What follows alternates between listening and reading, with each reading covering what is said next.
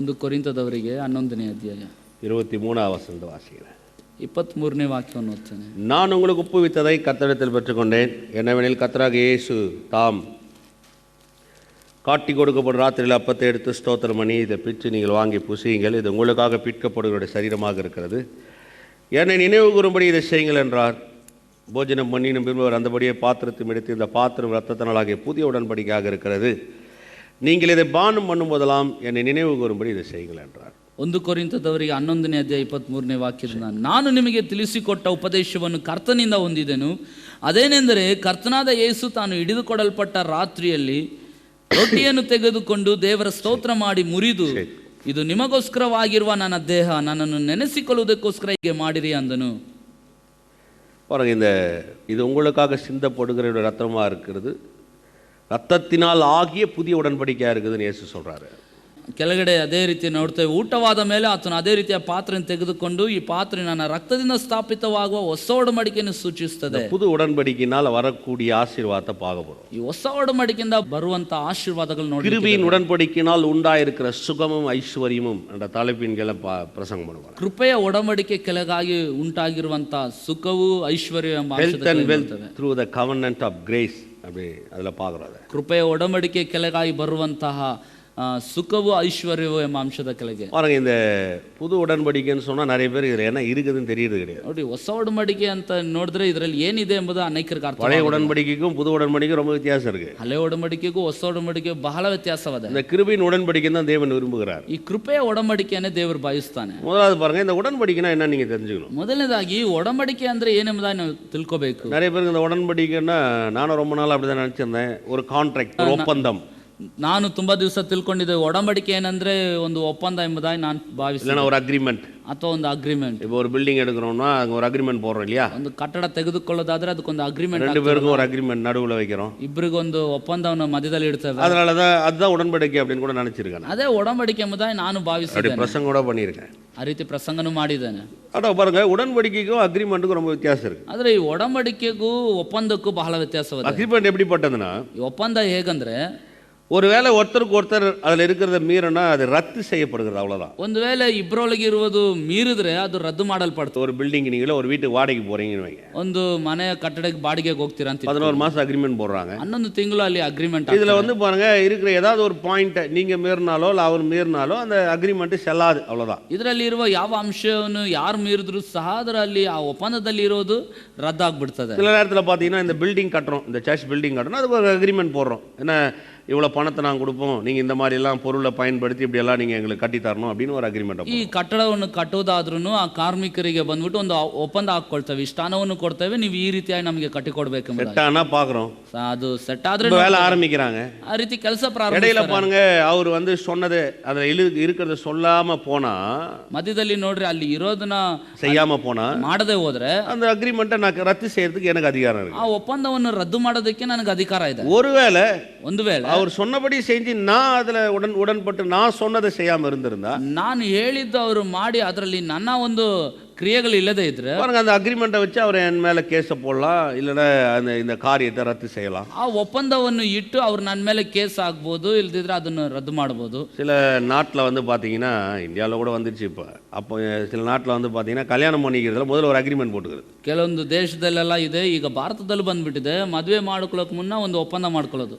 ஒரு வருஷம் வாழ்ந்து பார்ப்போம், ಒಂದು ವರ್ಷ ಬದುಕಿ ನೋಡೋಣ, ரெண்டு பேருக்கு செட் ஆச்சுன்னா கண்டினியூ பண்ணுவோம், இல்லைன்னா அப்படியே கட்டி விட்டுருவோன்ற மாதிரி. ಇಬ್ಬರಿಗೂ ಸರಿಯಾದ್ರೆ ನೋಡ್ಕೊಳ್ಳೋಣ, ಇಲ್ದಿದ್ರೆ ಇವರು ಬೇರ್ಪಟ್ಟು ಬಿಡೋಣ. இதெல்லாம் வந்து விபச்சாரம், ಇದೆಲ್ಲ ಬಂದು ವ್ಯಭಿಚಾರ, இதெல்லாம் வந்து ஒத்துக்கொள்ள முடியாத அக்ரிமெண்ட், ಇದೆಲ್ಲ ಬಂದು ಒಪ್ಪಿಕೊಳ್ಳಿಕ್ಕಾಗದಂತ ಒಂದು ಒಪ್ಪಂದ. இப்படிப்பட்ட காரியத்தை செய்யவே கூடாது. ಈ ರೀತಿಯಾದ ಅಂಶಗಳನ್ನು ಮಾಡಲೇಬಾರದು. இதெல்லாம் வந்து இன்னைக்கும் அந்த மாதிரி ஆயிட்டாங்க பாருங்க. ಈ ದಿವಸ ಆ ರೀತಿ ಆಗಿದೆ. முதல்ல ஒரு வருஷம் காதலிச்சு பார்ப்போம், ಮೊದಲು ಒಂದು ವರ್ಷ ಪ್ರೀತಿ, நல்லா ஊரகர சுத்துவோம், ಊರೆಲ್ಲ ಸುತ್ತಾಡೋಣ. அப்புறம் செட் ஆகலைன்னா நீ வழியை பார்த்துக்கு நான் என் வழியை பார்த்துக்கிறேன்னு போயிடுறாங்க. ಅದು ಸರಿ ಕಾಣ್ದಿದ್ರೆ ನಿನ್ ಮಾರ್ಗ ನೀನ್ ನೋಡ್ಕೊಂಡು ನನ್ನ ಮಾರ್ಗ ನಾನು ನೋಡ್ಕೊಂಡು, அதெல்லாம் ஒத்துக்கொள்ள முடியாத ஒரு காரியம். ಅದೆಲ್ಲ ಒಪ್ಪಿಕೊಳ್ಳಿಕ್ಕಾಗದ ಕಾರ್ಯ. அதுக்கு பேர் தான் விபச்சாரம், காம விகாரம் வேதம் சொல்லுது. ಅದಕ್ಕೆ ಹೆಸರೇ ಜಾರತ್ವ ಅಥವಾ ವ್ಯಭಿಚಾರ ಎಂಬುದಾಗಿ ಹೇಳಲ್ಪಟ್ಟಿದೆ. அதனால தான் பாருங்க, பைபிள்ல அந்த ஒருத்தன் ஒருத்தின்ற கான்செப்டை மாத்துறதே கிடையாது வேதம். ಆದ್ರಿಂದಲೇ ಸತ್ಯವೇದ ಒಬ್ಬರು ಒಬ್ಬರಿಗೆ ಒಬ್ಬರೇ ಎಂಬುದನ್ನು ಸತ್ಯವೇದ ಬದಲಾಯಿಸಿದೆ. அதனால தான் வேதம் சொல்லுகிறது பாருங்க, ஆதியிலே தேவன், அப்படிதான் பார்க்கணும். நீங்க வாசித்து பார்த்தீங்கன்னா ஆதியாக 3ஆம் அதிகாரத்தை அப்படி சொல்றாரு. ஆதியிலே தேவன் எப்படி சிருஷ்டித்தாரோ அந்த சிருஷ்டிப்பின் கோட்பாட்டில் வாழும் பொழுது தான் ஆசீர்வாதமும் வரும், நன்மையும் வரும், எல்லா விதமான மேற்மாடுகளும் நம்ம போக முடியும். ಆದಿಕಾಂಡ ಪುಸ್ತಕದಲ್ಲಿ ಓದಿ ನೋಡಿದ್ರೆ ಆದಿಯಲ್ಲಿ ದೇವರು ತನ್ನ ಸೃಷ್ಟಿ ಕಾರ್ಯದಲ್ಲಿ ಯಾವುದೆಲ್ಲ ನಿಯಮಗಳನ್ನಿಟ್ಟು ಸೃಷ್ಟಿಸಿದನೋ ಆ ನಿಯಮಗಳ ಅಡಿಯಲ್ಲಿ ನಾವು ಹೋಗುವಾಗಲೇ ನಮ್ಮ ಜೀವನದಲ್ಲಿ ಎಲ್ಲಾ ರೀತಿಯಾದ ಶುಭಗಳು ಉಂಟಾಗುತ್ತೆ. அதனால பாருங்க, தேவன் வந்து ஆபிரகாமோடு ஒரு உடன்படிக்கை பண்றாரு. ಆದ್ರಿಂದ ದೇವರು ಅಬ್ರಾಮನೊಂದಿಗೆ ಒಂದು ಒಡಂಬಡಿಕೆ ಮಾಡ್ತಾನೆ. பாருங்க, ஏன் அவர் வந்து ஆபிரகாமோடு உடன்படிக்கை போனார்? ಯಾಕೆ ದೇವರು ಅಬ್ರಾಮನೊಂದಿಗೆ ಒಡಂಬಡಿಕೆ ಮಾಡ್ತಾನೆ? அவன் பரதேசியா சுத்தின்னு தெரியுறான் தேசத்துல. ಆ ದೇಶದಲ್ಲಿ ಅವನು ಸುತ್ತಾಡುವವನಾಗಿ, கர்த்தர் சொல்றார், வானத்தின் நட்சத்திரங்களை போல நான் உன்னை ஆசீர்வதிப்பேன். ದೇವರು ಹೇಳ್ದ, ನೀನು ಆಕಾಶದ ನಕ್ಷತ್ರಗಳಂತೆ அவனை பெருக பண்ணுவேன், ಭೂಮಿನ ಧೂಳಿನಷ್ಟು ನೀನು ಆಶೀರ್ವದಿಸ್ತೇನೆ. அப்படி சொன்னாவே போதும் கர்த்தர். பாருங்க, ಆ ರೀತಿ ಹೇಳಿದ್ರೇನೆ ಸಾಕು. அவரு பெருசா எழுதி தரணும் அவசியம் இல்ல. ದೊಡ್ಡದಾಗಿ ಬರೆದು ಕೊಡ್ಬೇಕಂತ ಅವಶ್ಯಕತೆ ಇಲ್ಲ. ஏன்னா பாருங்க, அவர் எதை சொல்றாரோ அதை செய்யக்கூடியவரா இருக்கு. ಯಾಕೆಂದ್ರೆ ದೇವರು ಏನು ನುಡಿತಾನೋ ಅದನ್ನ ನೆರವೇರಿಸುವವನಾಗಿ, அவர் மாற மாட்டார், ಆತನ ಬದಲಾಗೋದಿಲ್ಲ, பொய் சொல்றது கிடையாது, ಆತನು ಸುಳ್ಳಾಡೋದಿಲ್ಲ, அவர் வார்த்தையினால் சொன்னதை தன் கரத்தினால் செய்யக்கூடியவரா இருக்கு. ಆತನು ತನ್ನ ಬಾಯಿಂದ ನುಡಿದದ್ದನ್ನು ತನ್ನ ಕರದಿಂದ ನೆರವೇರಿಸುವವನು. ஆனாலும் பாருங்க, மனுஷங்கிட்ட ஏன் உடன்படிக்கை ஏற்படுத்தி வச்சார்? ಆದ್ರೂ ಮನುಷ್ಯನ ಬಳಿಯಲ್ಲಿ ಯಾಕೆ ಒಡಂಬಡಿಕೆಯನ್ನು ಏರ್ಪಡಿಸಿದ? அவருடைய ஆதாயத்துக்காகவா? ಆತನ ಒಂದು ಲಾಭಕ್ಕಾಗಿನ? அவருடைய ஆதாயத்துக்கு எதுவுமே இல்லைங்க. ಆತನ ಲಾಭಕ್ಕಾಗಿ ಏನಿಲ್ಲ ನೋಡಿ. மனுஷனுக்கு ஒரு உறுதி ஏற்படுத்தி தருகிறார், ஒரு நிச்சயத்தை ஏற்படுத்தி. ಮನುಷ್ಯನಿಗೆ ಒಂದು ದೃಢತೆನು, ಒಂದು ನಿಶ್ಚಯವನ್ನು ಏರ್ಪಡಿಸ್ತಾರೆ. எப்படி வாழலாம், ಹೇಗೆ ಬದುಕಬಹುದು, எப்படி நான் உனக்கு ஒரு உறுதியை தரேன், இந்த பூமியில நீ இப்படி வாழ முடியும், இப்படி இருக்கலாம், இந்த பூமியில உன்னை இப்படி ஆசீர்வதிப்பேன், இப்படி உன்னை பெருக பண்ணுவேன் என்ற ஒரு நிச்சயத்தை, உறுதியை தேவன் ಮನುಷ್ಯನಿಗೆ ಏರ್ಪಡಿಸಿ ತರುகிறார். ನಾನು ನಿನ್ನನ್ನು ಈ ರೀತಿ ಆಶೀರ್ವದಿಸ್ತೇನೆ, ನಾನು ನಿನ್ನನ್ನು ಮೇಲೆಗೆ ತರ್ತೇನೆ, ನಾನು ನಿನ್ನನ್ನು ಬಲಪಡಿಸಿ ತೋರಿಸ್ತೇನೆ, ನಾನು ನಿನ್ನನ್ನು ಮುಂದುವರಿಸಿ ತೋರಿಸ್ತೇನೆ ಎಂಬುದಾಗಿ ದೇವರು ಮನುಷ್ಯನಿಗೆ ಒಂದು ದೃಢತೆಯನ್ನು, ನಿಶ್ಚಯವನ್ನು ಕೊಡ್ತಾನೆ. ஏன் அப்படி செய்றாரு தெரியுங்களா? ಯಾಕೆ ಆ ರೀತಿ ಮಾಡ್ತಾನೆ ಗೊತ್ತಾ? பாருங்க, நம்ம இந்த விழுந்து போன உலகத்துல இருக்கிறோம். ನೋಡ್ರಿ, ನಾವು ಈ ಬಿದ್ದೋದಂತ ಲೋಕದಲ್ಲಿ ಇದ್ದೇವೆ. மனுஷன் பேச்ச நம்ப முடியாது. ಮನುಷ್ಯನ ಮಾತನ್ನು ನಂಬಲಿಕ್ಕೆ ಆಗೋದಿಲ್ಲ. நீ ஏன்னா ஒரு மனுஷன் சொன்னா நம்ம நம்பிடுறோமா? ಇವತ್ತು ಯಾವ್ದಾದ್ರು ಒಬ್ಬ ಮನುಷ್ಯನ ಹೇಳಿದ್ರೆ ನಂಬಿಡ್ತೇವೆ ನಾವು. ஒரு சொத்து வாங்க போறீங்கன்னு கூட வைங்க, ಒಂದು ಸೊತ್ತನ್ನು ತೆಗೆದುಕೊಳ್ಳಿ சொல்றான், நல்ல இடங்க, ಅವನು ಹೇಳ್ತಾನೆ, ಇದು ಒಳ್ಳೆ ಸ್ಥಳ, வாங்கிக்கங்க, ತೆಗೆದುಕೊಳ್ಳಿ. நீங்க பணத்தை எடுத்துட்டு போய் கொடுத்து சரி பிரதர் வாங்கிட்டு வந்துடுறீங்களா? ತಕ್ಷಣ ನೀವು ಹಾಗೆ ಹಣ ಕೊಟ್ಬಿಟ್ಟು ಕೊಡ್ರಿ ಅಂತ ತೆಗೆದುಕೊಂಡು டாக்குமெண்ட் எடுக்கிறோம், ಅದಕ್ಕೆ ಪತ್ರಗಳು போடுறோம், ಅದಕ್ಕೆ ಡಿಸಿ ಹಾಕ್ತೇವೆ, லாயர் கிட்ட கொடுக்குறோம், ಲಾಯರ್ ಹತ್ರ அதுல லீகல் அட்வைஸ் வாங்குறோம், ಅದರ ಕಾನೂನುಬದ್ಧವಾದ ಆಲೋಚನೆ அதுக்கே பல ஆயிரம் செலவு பண்றோம், ಅದಕ್ಕೆ ಸಾವಿರಾರು ರೂಪಾಯಿ ಖರ್ಚು ಮಾಡ್ತೇವೆ. கடைசில நம்ம கேக்குற டாக்குமெண்ட்லாம் கிளியரா இருக்குதான்னு பார்க்கறோம், ಕೊನೆಯಲ್ಲಿ ನಾವು ಕೇಳಿದ ಪತ್ರಗಳೆಲ್ಲ ಸರಿಯಾಗಿದೆ ಅಂತ ನೋಡ್ತೇವೆ. அதுக்கு பின்பதாக தான் பாருங்க ஒரு அக்ரிமெண்ட் போடுறோம், அதுக்கு அப்புறம் ரெஜிஸ்டர் வைக்கிறோம். ನಂತರನೇ ಅದಕ್ಕೊಂದು ಒಪ್ಪಂದ ಮಾಡ್ತೇವೆ, ಅದರ ನಂತರ ರಿಜಿಸ್ಟ್ರೇಷನ್. அவன் சொல்றது நல்லதா தான் இருக்கும், கடைசில ஆமா அவர் சொன்னது கரெக்டா தான் இருந்திருக்கலாம், ಅವ್ರು ಹೇಳೋದು ಸರಿಯಾಗಿದ್ದಿರಬಹುದು, ಅದು ಮಾತುಗಳೆಲ್ಲ இந்த விழுந்து போன உலகத்துல நம்ம இருக்கிறதுனால, ಆದ್ರೆ ಈ ಬೀಳುವಿಕೆಯ ಲೋಕದಲ್ಲಿ ನಾವು ಇರೋದ್ರಿಂದ மனுஷனுடைய வார்த்தைகளை நம்புறது அவ்வளவு எளிதா இல்ல. பாருங்க, ಮನುಷ್ಯನ ಮಾತುಗಳನ್ನು ನಂಬುವಂತದ್ದು ಅಷ್ಟು ಸುಲಭಕರವಲ್ಲ.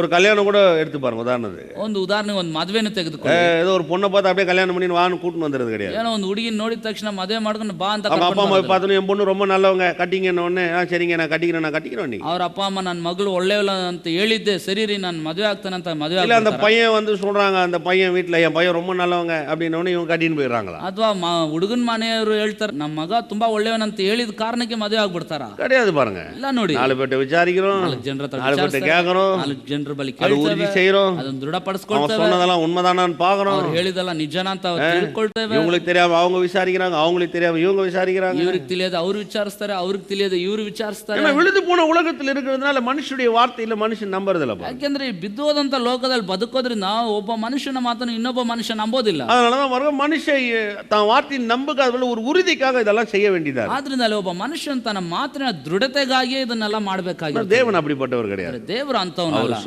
சொன்னதுதான். ಆತನ ನುಡಿದ್ರೆ ನುಡಿದದೆ. எதுமே விசுவாசிகள் ಎಷ್ಟು ನಂಬ್ತೀರಾ? அவர் சொன்னதுதான். ಆತನ ನುಡಿದ್ರೆ ಅದು ನುಡಿದದೆ. ஆனாலும் பாருங்க, அப்படிப்பட்ட தேவன், ಆದ್ರೂ ನೋಡ್ರಿ ಅಂತ ಒಬ್ಬ ದೇವರು, போய் சொல்லவே முடியாத ஒரு தேவன், ಸುಳ್ಳನ್ನು சொன்னதே கிடையாது இதுவரையும், ಸುಳ್ಳನ್ನು ಆಡದಂತ ಆಡ್ಲಿಕ್ಕೆ ಆಗದಂತ ದೇವರು. ஏன் உடன்படிக்கை செய்தார் தெரியுங்களா? ಯಾಕೆ ದೇವರು ಒಡಂಬಡಿಕೆ ಮಾಡ್ದ? நமக்கு ஒரு உறுதி ஏற்படுத்துதற்படியாக, நமக்கு ஒரு நிச்சயத்தை ஏற்படுத்துதறியாக, ನಮಗೊಂದು ದೃಢತೆನು, ನಮಗೊಂದು ನಿಶ್ಚಯವನ್ನು ಏರ್ಪಡಿಸಿಕೊಡೋದಕ್ಕಾಗಿ. பாருங்க, அவர் உடன்படிக்கை உயிரை போல மதிக்கிறார். ನೋಡ್ರಿ, ಆತನು ತನ್ನ ಒಡಂಬಡಿಕೆಯನ್ನು ಪ್ರಾಣದಂತೆ ನೋಡ್ತಾನೆ. அவர் செய்த உடன்படிக்கை சும்மா பாக்குறதில்ல, அவர் ಆತನು ಮಾಡುವಂತ ಒಡಂಬಡಿಕೆ ಸುಮ್ಮನೆ ನೋಡೋದಿಲ್ಲ, அது உயிரை போல மதிக்கிறார், ಅದು ಪ್ರಾಣಕ್ಕಿಂತಲೂ ಹೆಚ್ಚಾಗಿ ನೋಡ್ತಾನೆ. அப்ப இந்த உடன்படிக்கைக்கு அந்த அக்ரிமெண்ட்டுக்கு என்ன வித்தியாசம் சொன்னா இல்லீங்களா? ಆದ್ರೆ ಈ ಒಡಂಬಡಿಕೆಗೂ ಈ ಒಪ್ಪಂದಕ್ಕೆ ಏನು ವ್ಯತ್ಯಾಸ ಅಂತ ಹೇಳ್ನಲ್ಲ. அக்ரிமெண்ட் மீறினா ரத்து தான் ஆகும், ಈ ಒಪ್ಪಂದನ ಮೀರಿದ್ರೆ ರದ್ದಾಗ್ತದೆ. உடன்படிக்கை மீறினா உயிரே போகணும். ಆದ್ರೆ ಈ ಒಡಂಬಡಿಕೆನ ಮೀರ್ ಬಿಟ್ರೆ ಪ್ರಾಣನೇ ಹೋಗ್ಬೇಕು. 2 பேர்ல உடன்படிக்கை மீறும் போது அதுல 2 பேர்ல அந்த மீறவன் சாவணும். ಆ ಇಬ್ಬರಲ್ಲಿ ಒಡಂಬಡಿಕೆಯಲ್ಲಿ ಯಾರು ಮೀರ್ತಾರೋ ಅದರಲ್ಲಿ ಮೀರೋರು ಸಾಯಲೇಬೇಕು. அதனாலதான் உடன்படிக்கை உயிருக்கு மேலானதுன்னு சொல்லப்படுது. ಆದ್ರಿಂದಲೇ ಈ ಒಡಂಬಡಿಕೆ ಅನ್ನೋದು ಪ್ರಾಣಕ್ಕಿಂತಲೂ ಹೆಚ್ಚಿನದು ಎಂಬುದಾಗಿ ಹೇಳಲ್ಪಡುತ್ತೆ. தேவன் ஆபிரகாமோடு செய்து கொடுத்த உடன்படிக்கை அது கிருபையின் உடன்படிக்கை. ದೇವರು ಅಬ್ರಾಮನೊಂದಿಗೆ ಮಾಡಿಕೊಂಡಂತ ಒಡಂಬಡಿಕೆ ಅದು ಕೃಪೆಯ ಒಡಂಬಡಿಕೆ. ஆதியாகமம் 15ஆம் அதிகாரம் போலாம், அங்க போய் நான் நிறைய காரியத்தை உங்களுக்கு காமிக்கிறேன். ಆದಿಕಾಂಡ 15ನೇ ಅಧ್ಯಾಯದಲ್ಲಿ ಹೋಗಿ ತುಂಬಾ ಕಾರ್ಯಗಳು ತೋರಿಸ್ತೇನೆ. நிறைய காரியம் இருக்கு, ತುಂಬಾ ಕಾರ್ಯಗಳು. நேரம் இல்லாதனால கொஞ்சம் கவனமா கேளுங்க. ಸಮಯ ಇಲ್ಲದ ಕಾರಣ ಸ್ವಲ್ಪ ಗಮನ ಇಟ್ಟು ಕೇಳಿ. சொல்லுகிற சில சத்தியங்கள் உங்க வாழ்க்கையினுடைய தரத்தையே மாற்றக்கூடியதா இருக்கணும். ಇಲ್ಲಿ ಹೇಳಲ್ಪಡುವಂತ ಸತ್ಯಗಳು ನಿಮ್ಮ ಜೀವನದ ಗುಣಮಟ್ಟವನ್ನೇ ಬದಲಾಯಿಸುವಂತದ್ದು. கவனமா கேளுங்க, எழுதுறவங்க எழுதுங்க. ಅದನ್ನ ಚೆನ್ನಾಗಿ ಗಮನ ಇಟ್ಟು ಕೇಳಿ, ಬರೆಯೋರು ಬರ್ಕೊಳ್ಳಿ. சிடி வாங்குறவங்க சிடி வாங்க, ಸಿಡಿ ತೆಗೆದುಕೊಳ್ಳೋರು ಸಿಡಿ ತೆಗೆದುಕೊಳ್ಳಿ. இங்க பிரசங்கம் பண்ணிட்டு இந்த மெசேஜை இப்பவே கேட்கணும்னு நினைச்சா, ಈ ಸಂದೇಶವನ್ನು ಈಗ ಕೇಳಿ ಮತ್ತೆ ನನಗೆ ಈಗಲೇ ಬೇಕಂತ ನೆನೆಸಿದ್ರೆ, வெளியில போனீங்கன்னா உங்க போனோ உங்க மெமரி கார்டோ உங்க பென் டிரைவ் எது கொடுத்தாலும் உங்களுக்கு உடனே காப்பி பண்ணி கையில கொடுப்பாங்க. ನೀವು ಹೊರಗಡೆ ಆರಾಧನೆ ಮುಗ್ದಿ ಹೊರಗೆ ಹೋಗಿದ ತಕ್ಷಣ ನಿಮ್ಮ ಫೋನೋ ನಿಮ್ಮ ಮೆಮರಿ ಕಾರ್ಡೋ ಅಥವಾ ಪೆನ್ ಡ್ರೈವ್ ಯಾವುದೇ ಇದ್ರೂ ಆ ಸಂದೇಶವನ್ನು ನಿಮಗೆ ಕಾಪಿ ಮಾಡಿ நீங்க கேட்கணும். அதை ಮತ್ತೆ ನೀವು ಕೇಳಬೇಕು. வாழ்க்கையில ஒரு பெரிய மாறுதல் அடையிற வரையும் கேட்கணும். ನಿಮ್ಮ ಜೀವನದಲ್ಲಿ ಒಂದು ದೊಡ್ಡ ಬದಲಾವಣೆ ಆಗುವವರೆಗೂ ಅದನ್ನು ಕೇಳ್ತಾ ಇರಬೇಕು. ಆಮೆನ್.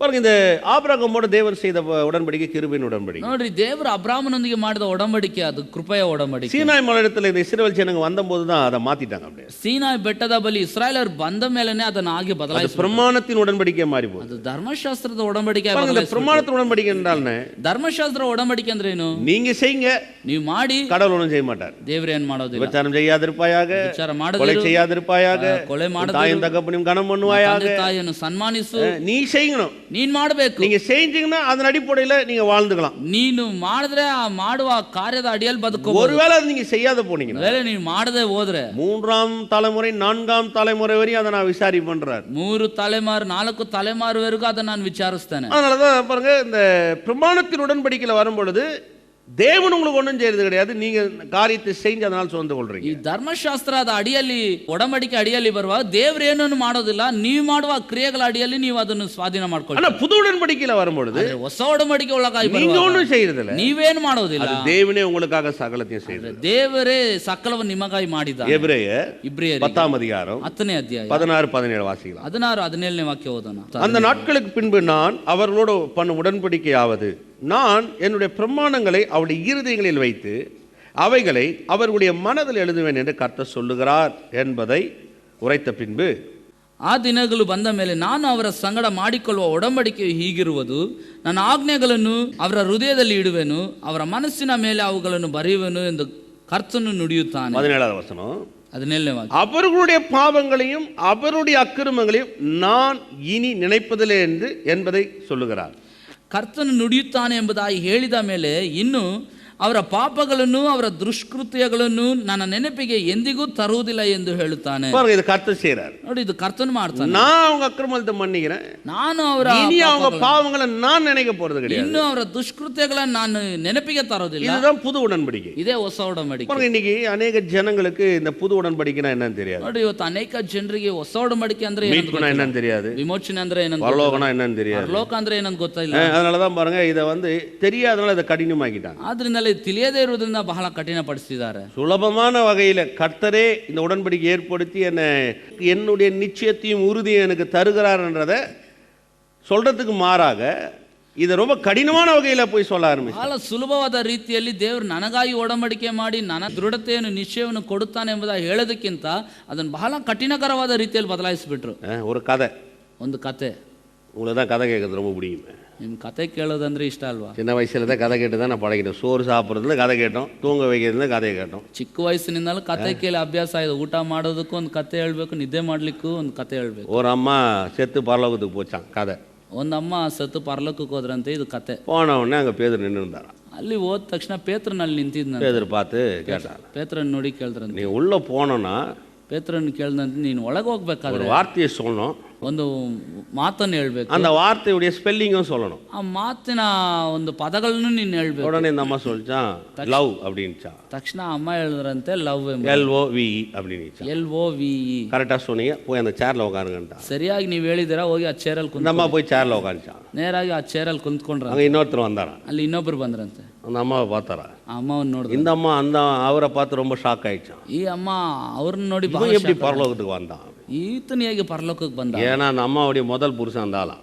ಯಾಕೆಂದ್ರೆ ಅಮ್ಮನ ಮೊದಲನೇ ಗಂಡ ಅಂತ. உடனே பக்கத்தில் வந்து கேட்டானா, அவர் நீ போனியே அவர் என்ன கேட்டாரே நீ என்ன சொன்ன அப்படி. ತಕ್ಷಣ ಅವ್ರು ಕೇಳಿದ, ನೀನು ಅಲ್ಲಿಗೆ ಹೋದಲ್ಲ, ಅವ್ರು ಏನೋ ಕೇಳಿದ್ರು, ನೀನು ಏನು ಹೇಳ್ದೆ? உடனே அந்த அம்மா சொல்லிச்சு, ஆமாம் ಅಮ್ಮ ஒரு ಹೇಳಿದ್ರು. சென்டென்ஸை கேட்டாங்க, ಅವರು ಒಂದು ಪದವನ್ನು அந்த ಕೇಳಿದ್ರು, வார்த்தையை சொன்னால் போதும்ட்டாங்க. ಆ ಪದವನ್ನು ಉಚ್ಚರಿಸಿ ಸಾಕು ಅಂತ அப்படியா ಹೇಳಿದ್ರು.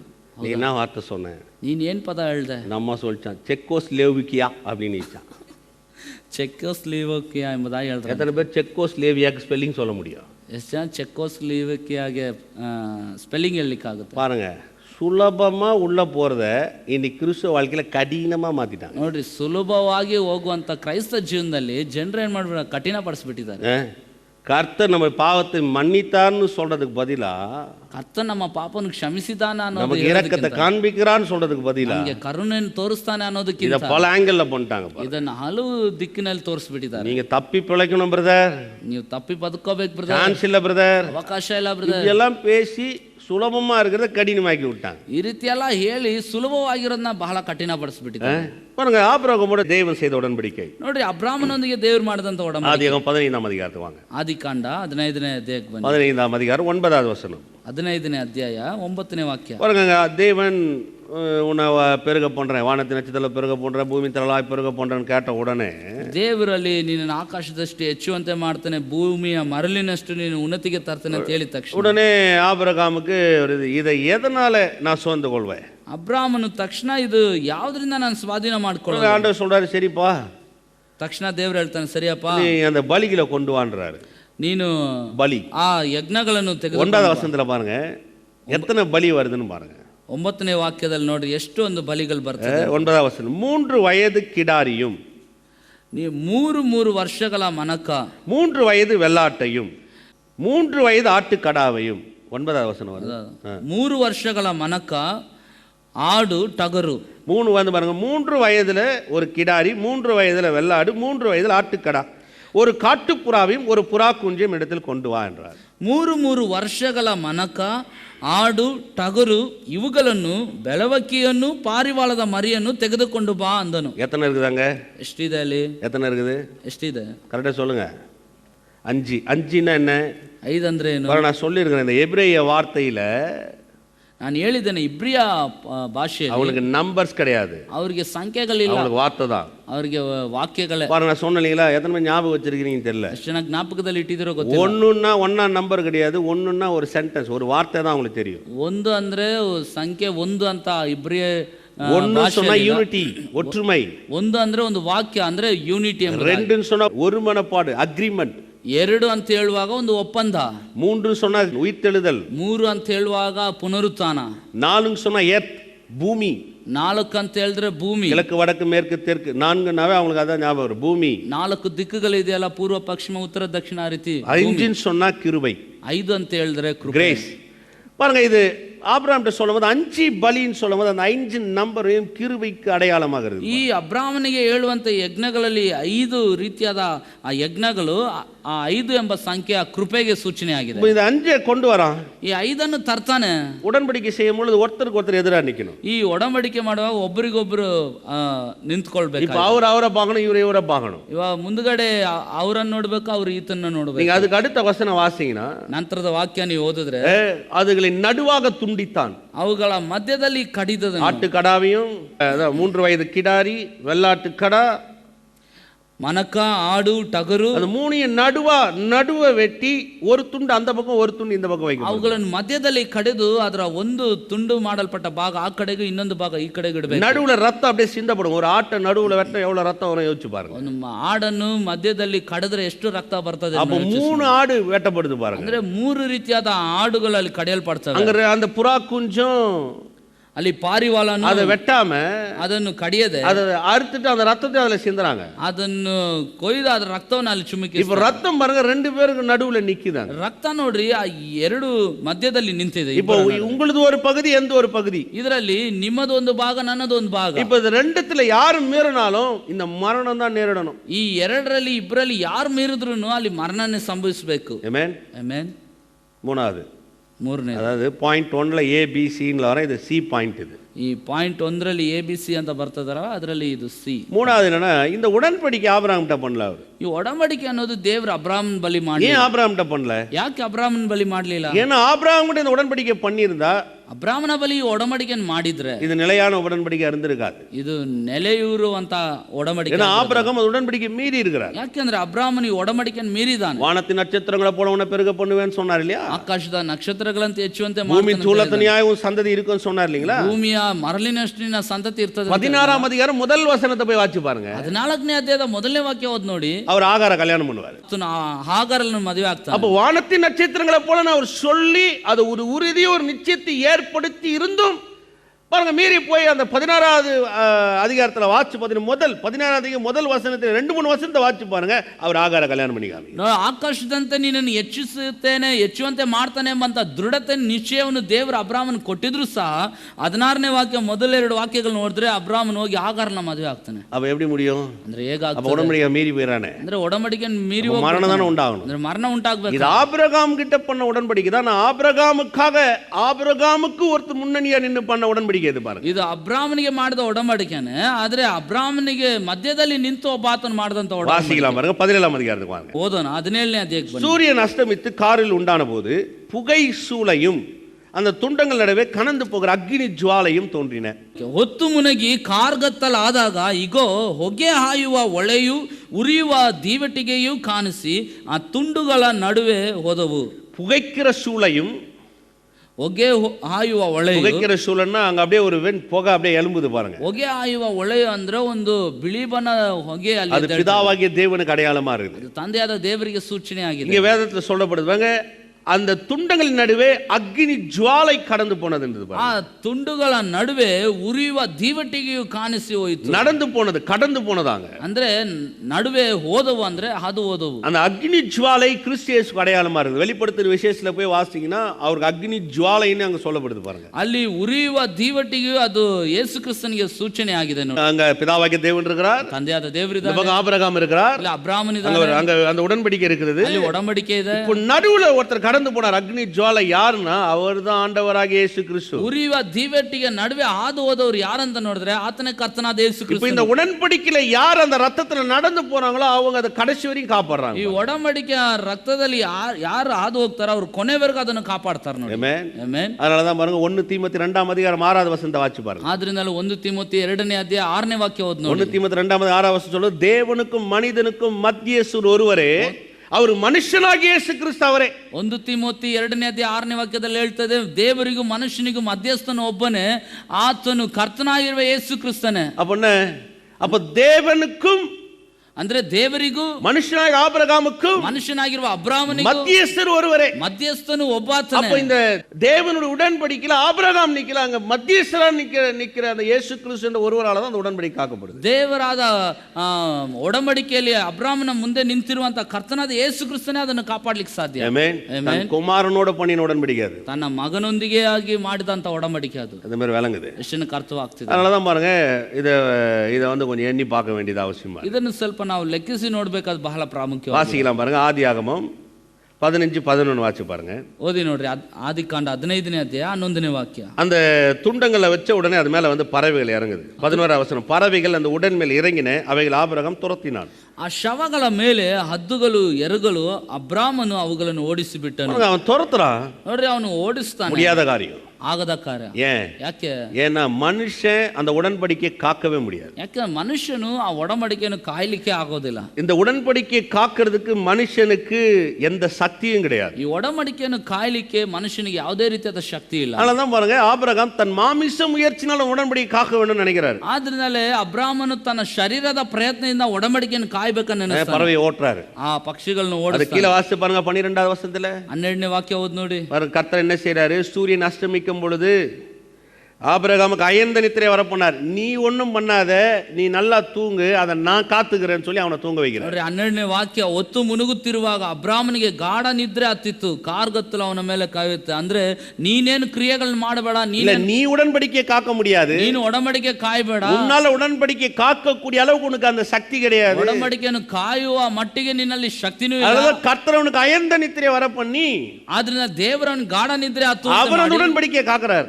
ಆತನೇ ಆ ಒಡಂಬಡಿಕೆನ ಕಾಯ್ತಾನೆ. பாருங்க, இந்த உடன்படிக்கையை காத்துக்கிறதுக்கு உங்களுக்கு சொல்றேன் பாருங்க, கர்த்தருக்கு நம்முடைய உதவி தேவையே கிடையாது. ನೋಡ್ರಿ, ಈ ಒಡಂಬಡಿಕೆಯನ್ನು ಕಾದುಕೊಳ್ಳೋದಕ್ಕಾಗಿ ಕರ್ತನಿಗೆ ನಮ್ಮ ಸಹಾಯ ಬೇಕಾಗಿಲ್ಲ, அவசியமே கிடையாது, ಅವಶ್ಯಕತೆನೇ ಇಲ್ಲ. ಯಾಕೆ? அது முடியாது. மனுஷனால அந்த உடன்படிக்கை காக்கிற சக்தி மனுஷனுக்கு கிடையாது. ಯಾಕೆಂದ್ರೆ ಆ ಒಡಂಬಡಿಕೆಯನ್ನು ಕಾಯುವಂತ ಶಕ್ತಿ ಮನುಷ್ಯನಿಗೆ ಇಲ್ಲವೇ ಇಲ್ಲ. 2 ಸಾಮುವೇಲ 2 ಸಾಮುವೇಲನ ಗ್ರಂಥದಲ್ಲಿ ಪ್ರಸಂಗಿಸಿದ್ನಲ್ಲ, அந்த உடன்படிக்கை பெட்டி அந்த மாட்டு வண்டியில வச்சு கொண்டு வராங்க. ಮನುಷ್ಯದ ಪೆಟ್ಟಿಗೆನ ಎತ್ತಿನ ಬಂಡಿಯಲ್ಲಿ ಇಟ್ಟು அப்ப உடன்படிக்கை பெட்டி ஆடுது, ಆ ಒಡಂಬಡಿಕೆ ಪೆಟ್ಟಿ ಆಡುತ್ತದೆ. அப்ப கீழே விழும்போது ஊசா அதை பிடிக்கிறான், ಆಗ ಕೆಳಗೆ ಅದು ಬೀಳುವಾಗ ಉಜ್ಜನ ಅದನ್ನು ಹಿಡಿತಾನೆ. வேதம் சொல்லுகிறது கர்த்தர் அடித்தார், அவன் செத்து போனான்னு சொல்லப்படுது. ವಾಕ್ಯ ಹೇಳ್ತದೆ, ಯೆಹೋವನು ಅವನನ್ನು ಹೊಡೆದ ನಿಮಿತ್ತ ಅವನು ಸತ್ತು ಹೋದನು. ಯಾಕೆ?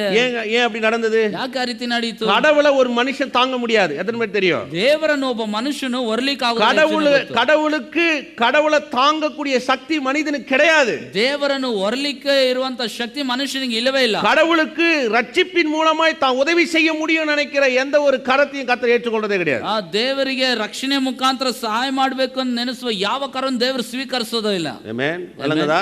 ಅರ್ಥ ಆಗ್ತದೆ? அவன் தாங்கணும்னு நினைச்சான், ಆದ್ರಿಂದ ಅವನು ಹೊರಬೇಕಂತ ನೆನೆಸ. கர்த்தரை நம்ம தாங்கறது இல்லங்க, கர்த்தர் தான் நம்மளை தாங்கக்கூடியவராக. ಕರ್ತನ ನಾವು ಹೊರೋದಲ್ಲ, ಬದಲಾಗಿ ಕರ್ತನೇ ನಮ್ಮನ್ನು ಹೊರಬೇಕಾಗಿ. பாருங்க, நீங்க இதை இன்னொன்னு எடுத்து பாருங்க. ಇನ್ನೊಂದನ್ನ ತೆಗೆದುಕೊಂಡು இந்த சாராள் வந்து கர்த்தருக்கு உதவி செய்யணும்னு நினைக்கிறான். ಈ ಸಾರಾಳು ಬಂದು ಕರ್ತನಿಗೆ ಸಹಾಯ ಮಾಡಬೇಕಂತ, எனக்கு வந்து கர்ப்பம் அடைக்கப்பட்டது, ನನಗೆ ಒಂದು ಗರ್ಭ, நீ என்னுடைய அடிமை பொண்ணாகிய ஆகாரோடு நீ இணை, ನೀನು ನನ್ನ ದಾಸಿಯಾದ ಆಗಾರಲೊಂದಿಗೆ ಸೇರು. உடனே பாருங்க கர்த்தருக்கு உதவி செய்ய நினைக்கிறான். ತಕ್ಷಣ ಕರ್ತನಿಗೆ ಸಹಾಯ ಮಾಡಬೇಕಂತ அப்ப ஒரு சந்ததி பிறக்கும், ಆಗ ಒಂದು ಸಂತತಿ ಹುಡ್ತದೆ. உடனே அவன் இணையறான், ತಕ್ಷಣ ಅವನು ಸೇರ್ತಾನೆ. அது உண்டானது ஆசீர்வாதமா உபத்திரவமா? ಅದು ಉಂಟಾದದ್ದು ಆಶೀರ್ವಾದನ ಉಪದ್ರವ? வேதம் சொல்லுகிறது, ವಾಕ್ಯ ಹೇಳ್ತದೆ, ஆகார் சாராளை அற்பமாக எண்ணினாள்.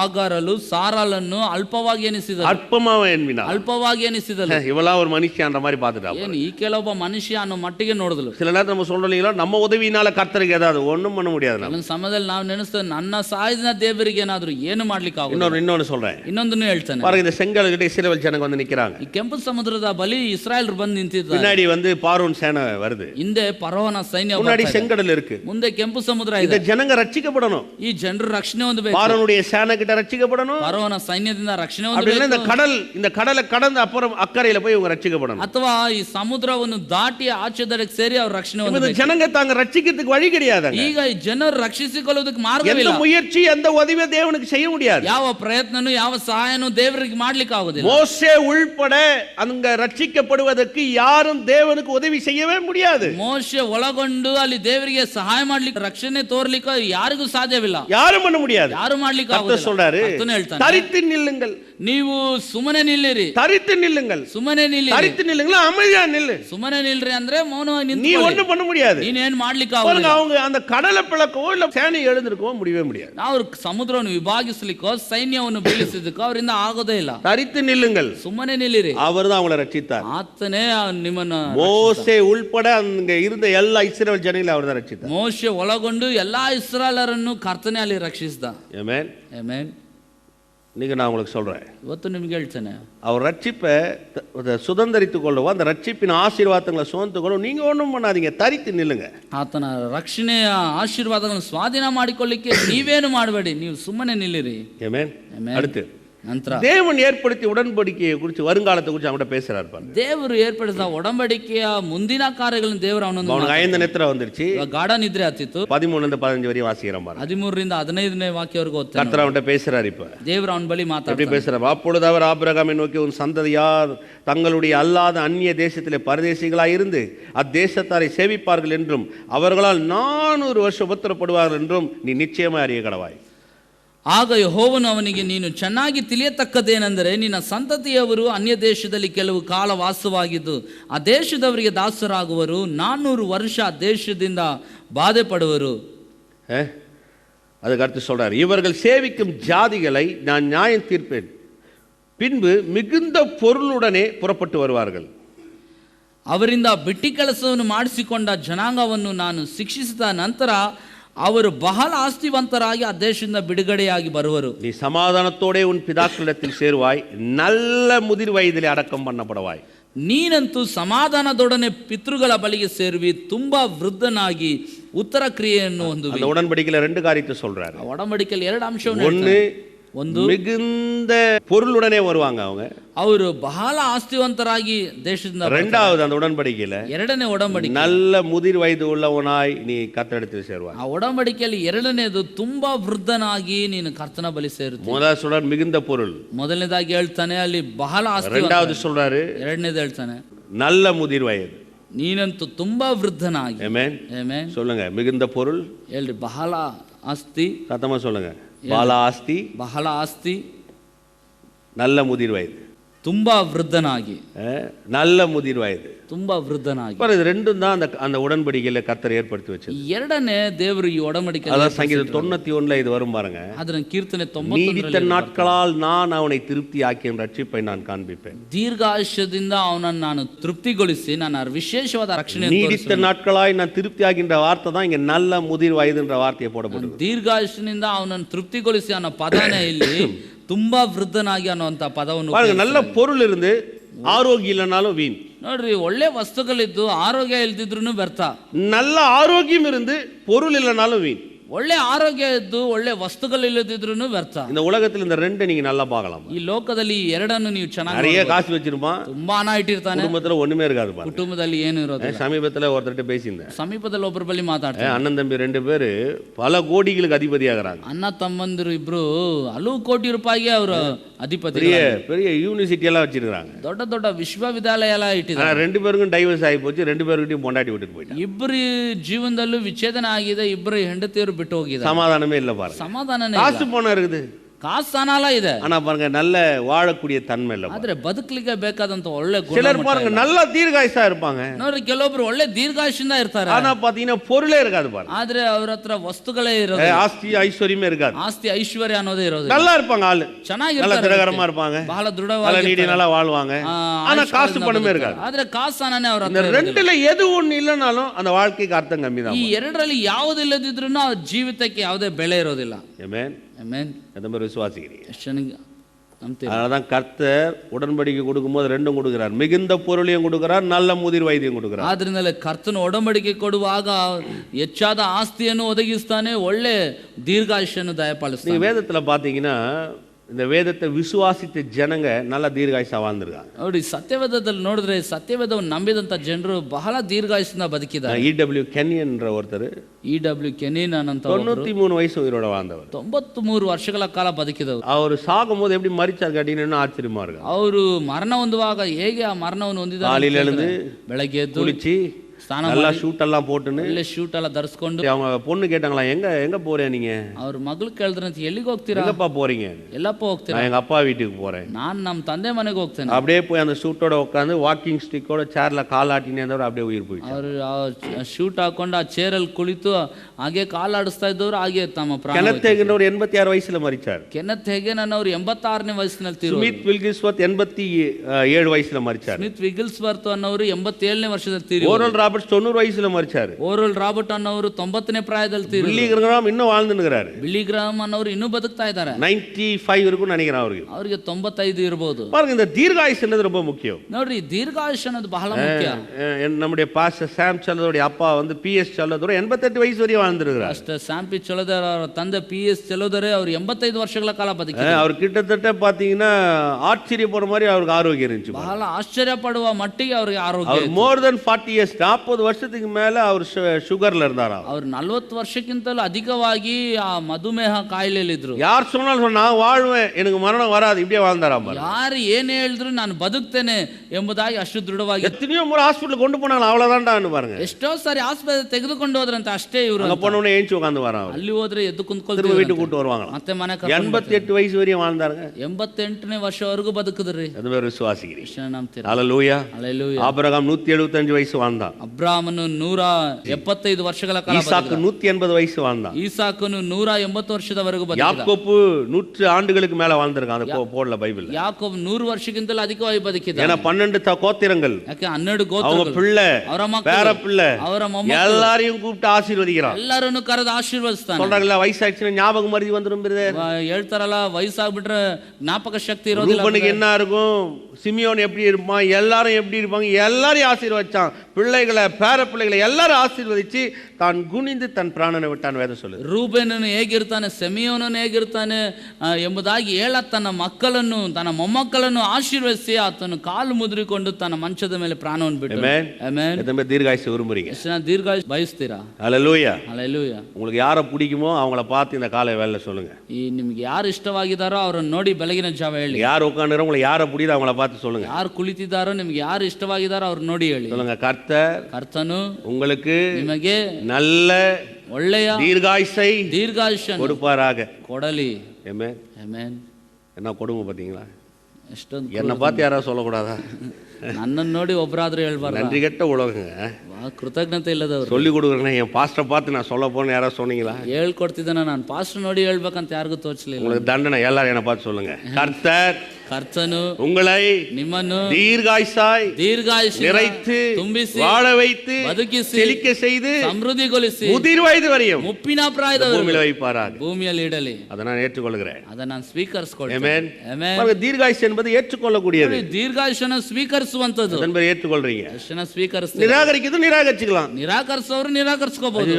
ஐயோ, எங்க அப்பா 60லயே செத்து போயிட்டாரு. ನಮ್ಮ ಅಪ್ಪ 60ರಲ್ಲೇ ತೀರೋದು. எங்க அப்பா 40லயே செத்து போயிட்டாரு. ನಮ್ಮ ಅಪ್ಪ 40ರಲ್ಲೇ அப்பா செத்துருக்கலாங்க. ನಿಮ್ಮ ತಂದೆ ತೀರೋಗಿರಬಹುದು. அந்த அப்பா ஜீவனோடு கூட இருக்கிற. ಆ ಅಪ್ಪ ಜೀವಂತವಾಗಿದ್ದಾರೆ. ஹல்லேலூயா. ಹಲ್ಲೆಲೂಯಾ. அதன் பேர் விசுவாசி. ಎಷ್ಟು ಜನ ನಂಬ್ತೀರಾ? 400 வருடம் ஆயிடுச்சு. அப்படியே வாங்க. 400 ವರ್ಷಗಳು ಆಗ್ಬಿಡ್ತು, ಹಾಗೆ ಬನ್ನಿ. ஏன்னா இப்போ எல்லாத்துக்கும் போகிறதுக்கு நேரம். அப்படியே 400 வருஷத்துக்கு அப்புறம் உங்களை எகிப்துக்கு கொண்டு வரேன். இப்போ ಈಗ ಎಲ್ಲ ಹೋಗ್ಲಿಕ್ಕೆ ಸಮಯ ಇಲ್ಲ, ಆದ್ರೆ 400 ವರ್ಷದ ನಂತರ ಇವಾಗ ಐಗುಪ್ತಕ್ಕೆ ತರ್ತಾ ಇದ್ದಾನೆ. இப்பெல்லாம் நிறைய கிராஃபிக்ஸ் மூவி வருது, பார்த்துருக்கீங்களா? பார்க்காம இருந்திருக்க மாட்டீங்க. ಎಲ್ಲ ಬಹಳ ಗ್ರಾಫಿಕ್ ಚಿತ್ರಗಳೆಲ್ಲ ಬರ್ತದೆ. இந்த சேர்ல இருந்து ஒரு பட்டன் அமுத்தனோட நம்ம அப்படியே எகிப்துக்கு போயிடுவோம். அப்படியே நம்ம சல்லு ಚೇರಿಂದ ಒಂದು ಬಟನ್ ಒತ್ತಿದೆ, ಇವಾಗ ನಾವು ಹಾಗೆ ಐಗುಪ್ತ ದೇಶಕ್ಕೆ ಹೋಗಿ எகிப்துக்கு போயிட்டோம். ಐಗುಪ್ತಕ್ಕೆ ಬಂದ್ಬಿಟ್ವಿ. அங்க 10 அற்புதத்தை மோசே மூலமா கர்த்தர் செய்தார். 10 ಅದ್ಭುತಗಳನ್ನು ದೇವರು ಮೋಶೆ ಮುಖಾಂತರ ಮಾಡ್ತಾನೆ. அந்த 10 அற்புதம் ஒரு நாளும் அந்த மக்களை விடுதலை ஆக்கல. 10 ಅದ್ಭುತಗಳು ಒಂದು ದಿವಸ. அந்த 10 அற்புதமும் வாத பாருங்க. 10 ಅದ್ಭುತಗಳು ಸಹ ಉಪದ್ರವನೇ. அந்த வாத யாரையும் விடுதலை ஆக்கலாங்க. ಆ ಉಪದ್ರವ ಯಾರನ್ನು ಬಿಡುಗಡೆಗೊಳಿಸಿಲ್ಲ. ಯೇಸು ಕ್ರಿಸ್ತ ರಕ್ತನ ಅವங்களை விடுதலை ஆக்கி. ಯೇಸು ಕ್ರಿಸ್ತನ ರಕ್ತನೇ ಅವರನ್ನು ಬಿಡುಗಡೆ ಮಾಡಿದ. பாருங்க, இந்த இஸ்ரவேல் ஜனங்க அடிமைகளா வாழ்ந்த ஜனங்க. ನೋಡಿ, ಇಸ್ರಾಯೇಲ್ ಜನರು ದಾಸರಾಗಿ ಬದುಕಿದ. கால் வயிறு, அரை வயிறு, ಅರ್ಧ ಹೊಟ್ಟೆ, ಕಾಲು ಹೊಟ್ಟೆ, கடுமையான வேலை செஞ்ச மக்கள். ಬಹಳ ಕಠಿಣವಾಗಿ ದುಡಿದಂತ ವ್ಯಕ್ತಿಗಳು. சில சொல்றாங்க எகிப்துல இருக்கிற பிரமிடுகளெல்லாம் அந்த இஸ்ரவேல் அடிமைகளா இருக்கும்போது கட்டினதுன்றாங்க. ಐಗುಪ್ತದಲ್ಲಿರುವಂತಹ ಪಿರಮಿಡ್ಗಳನ್ನೆಲ್ಲ ಇಸ್ರಾಯೇಲ್ ಜನರೇ ಕಟ್ಟಿದ.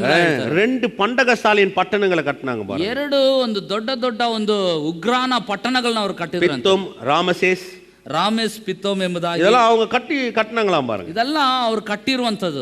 இதுல அநேகர் கடுமையான வேலை செஞ்சதுனால நிறைய பேருக்கு வியாதி இருந்திருக்கலாம்.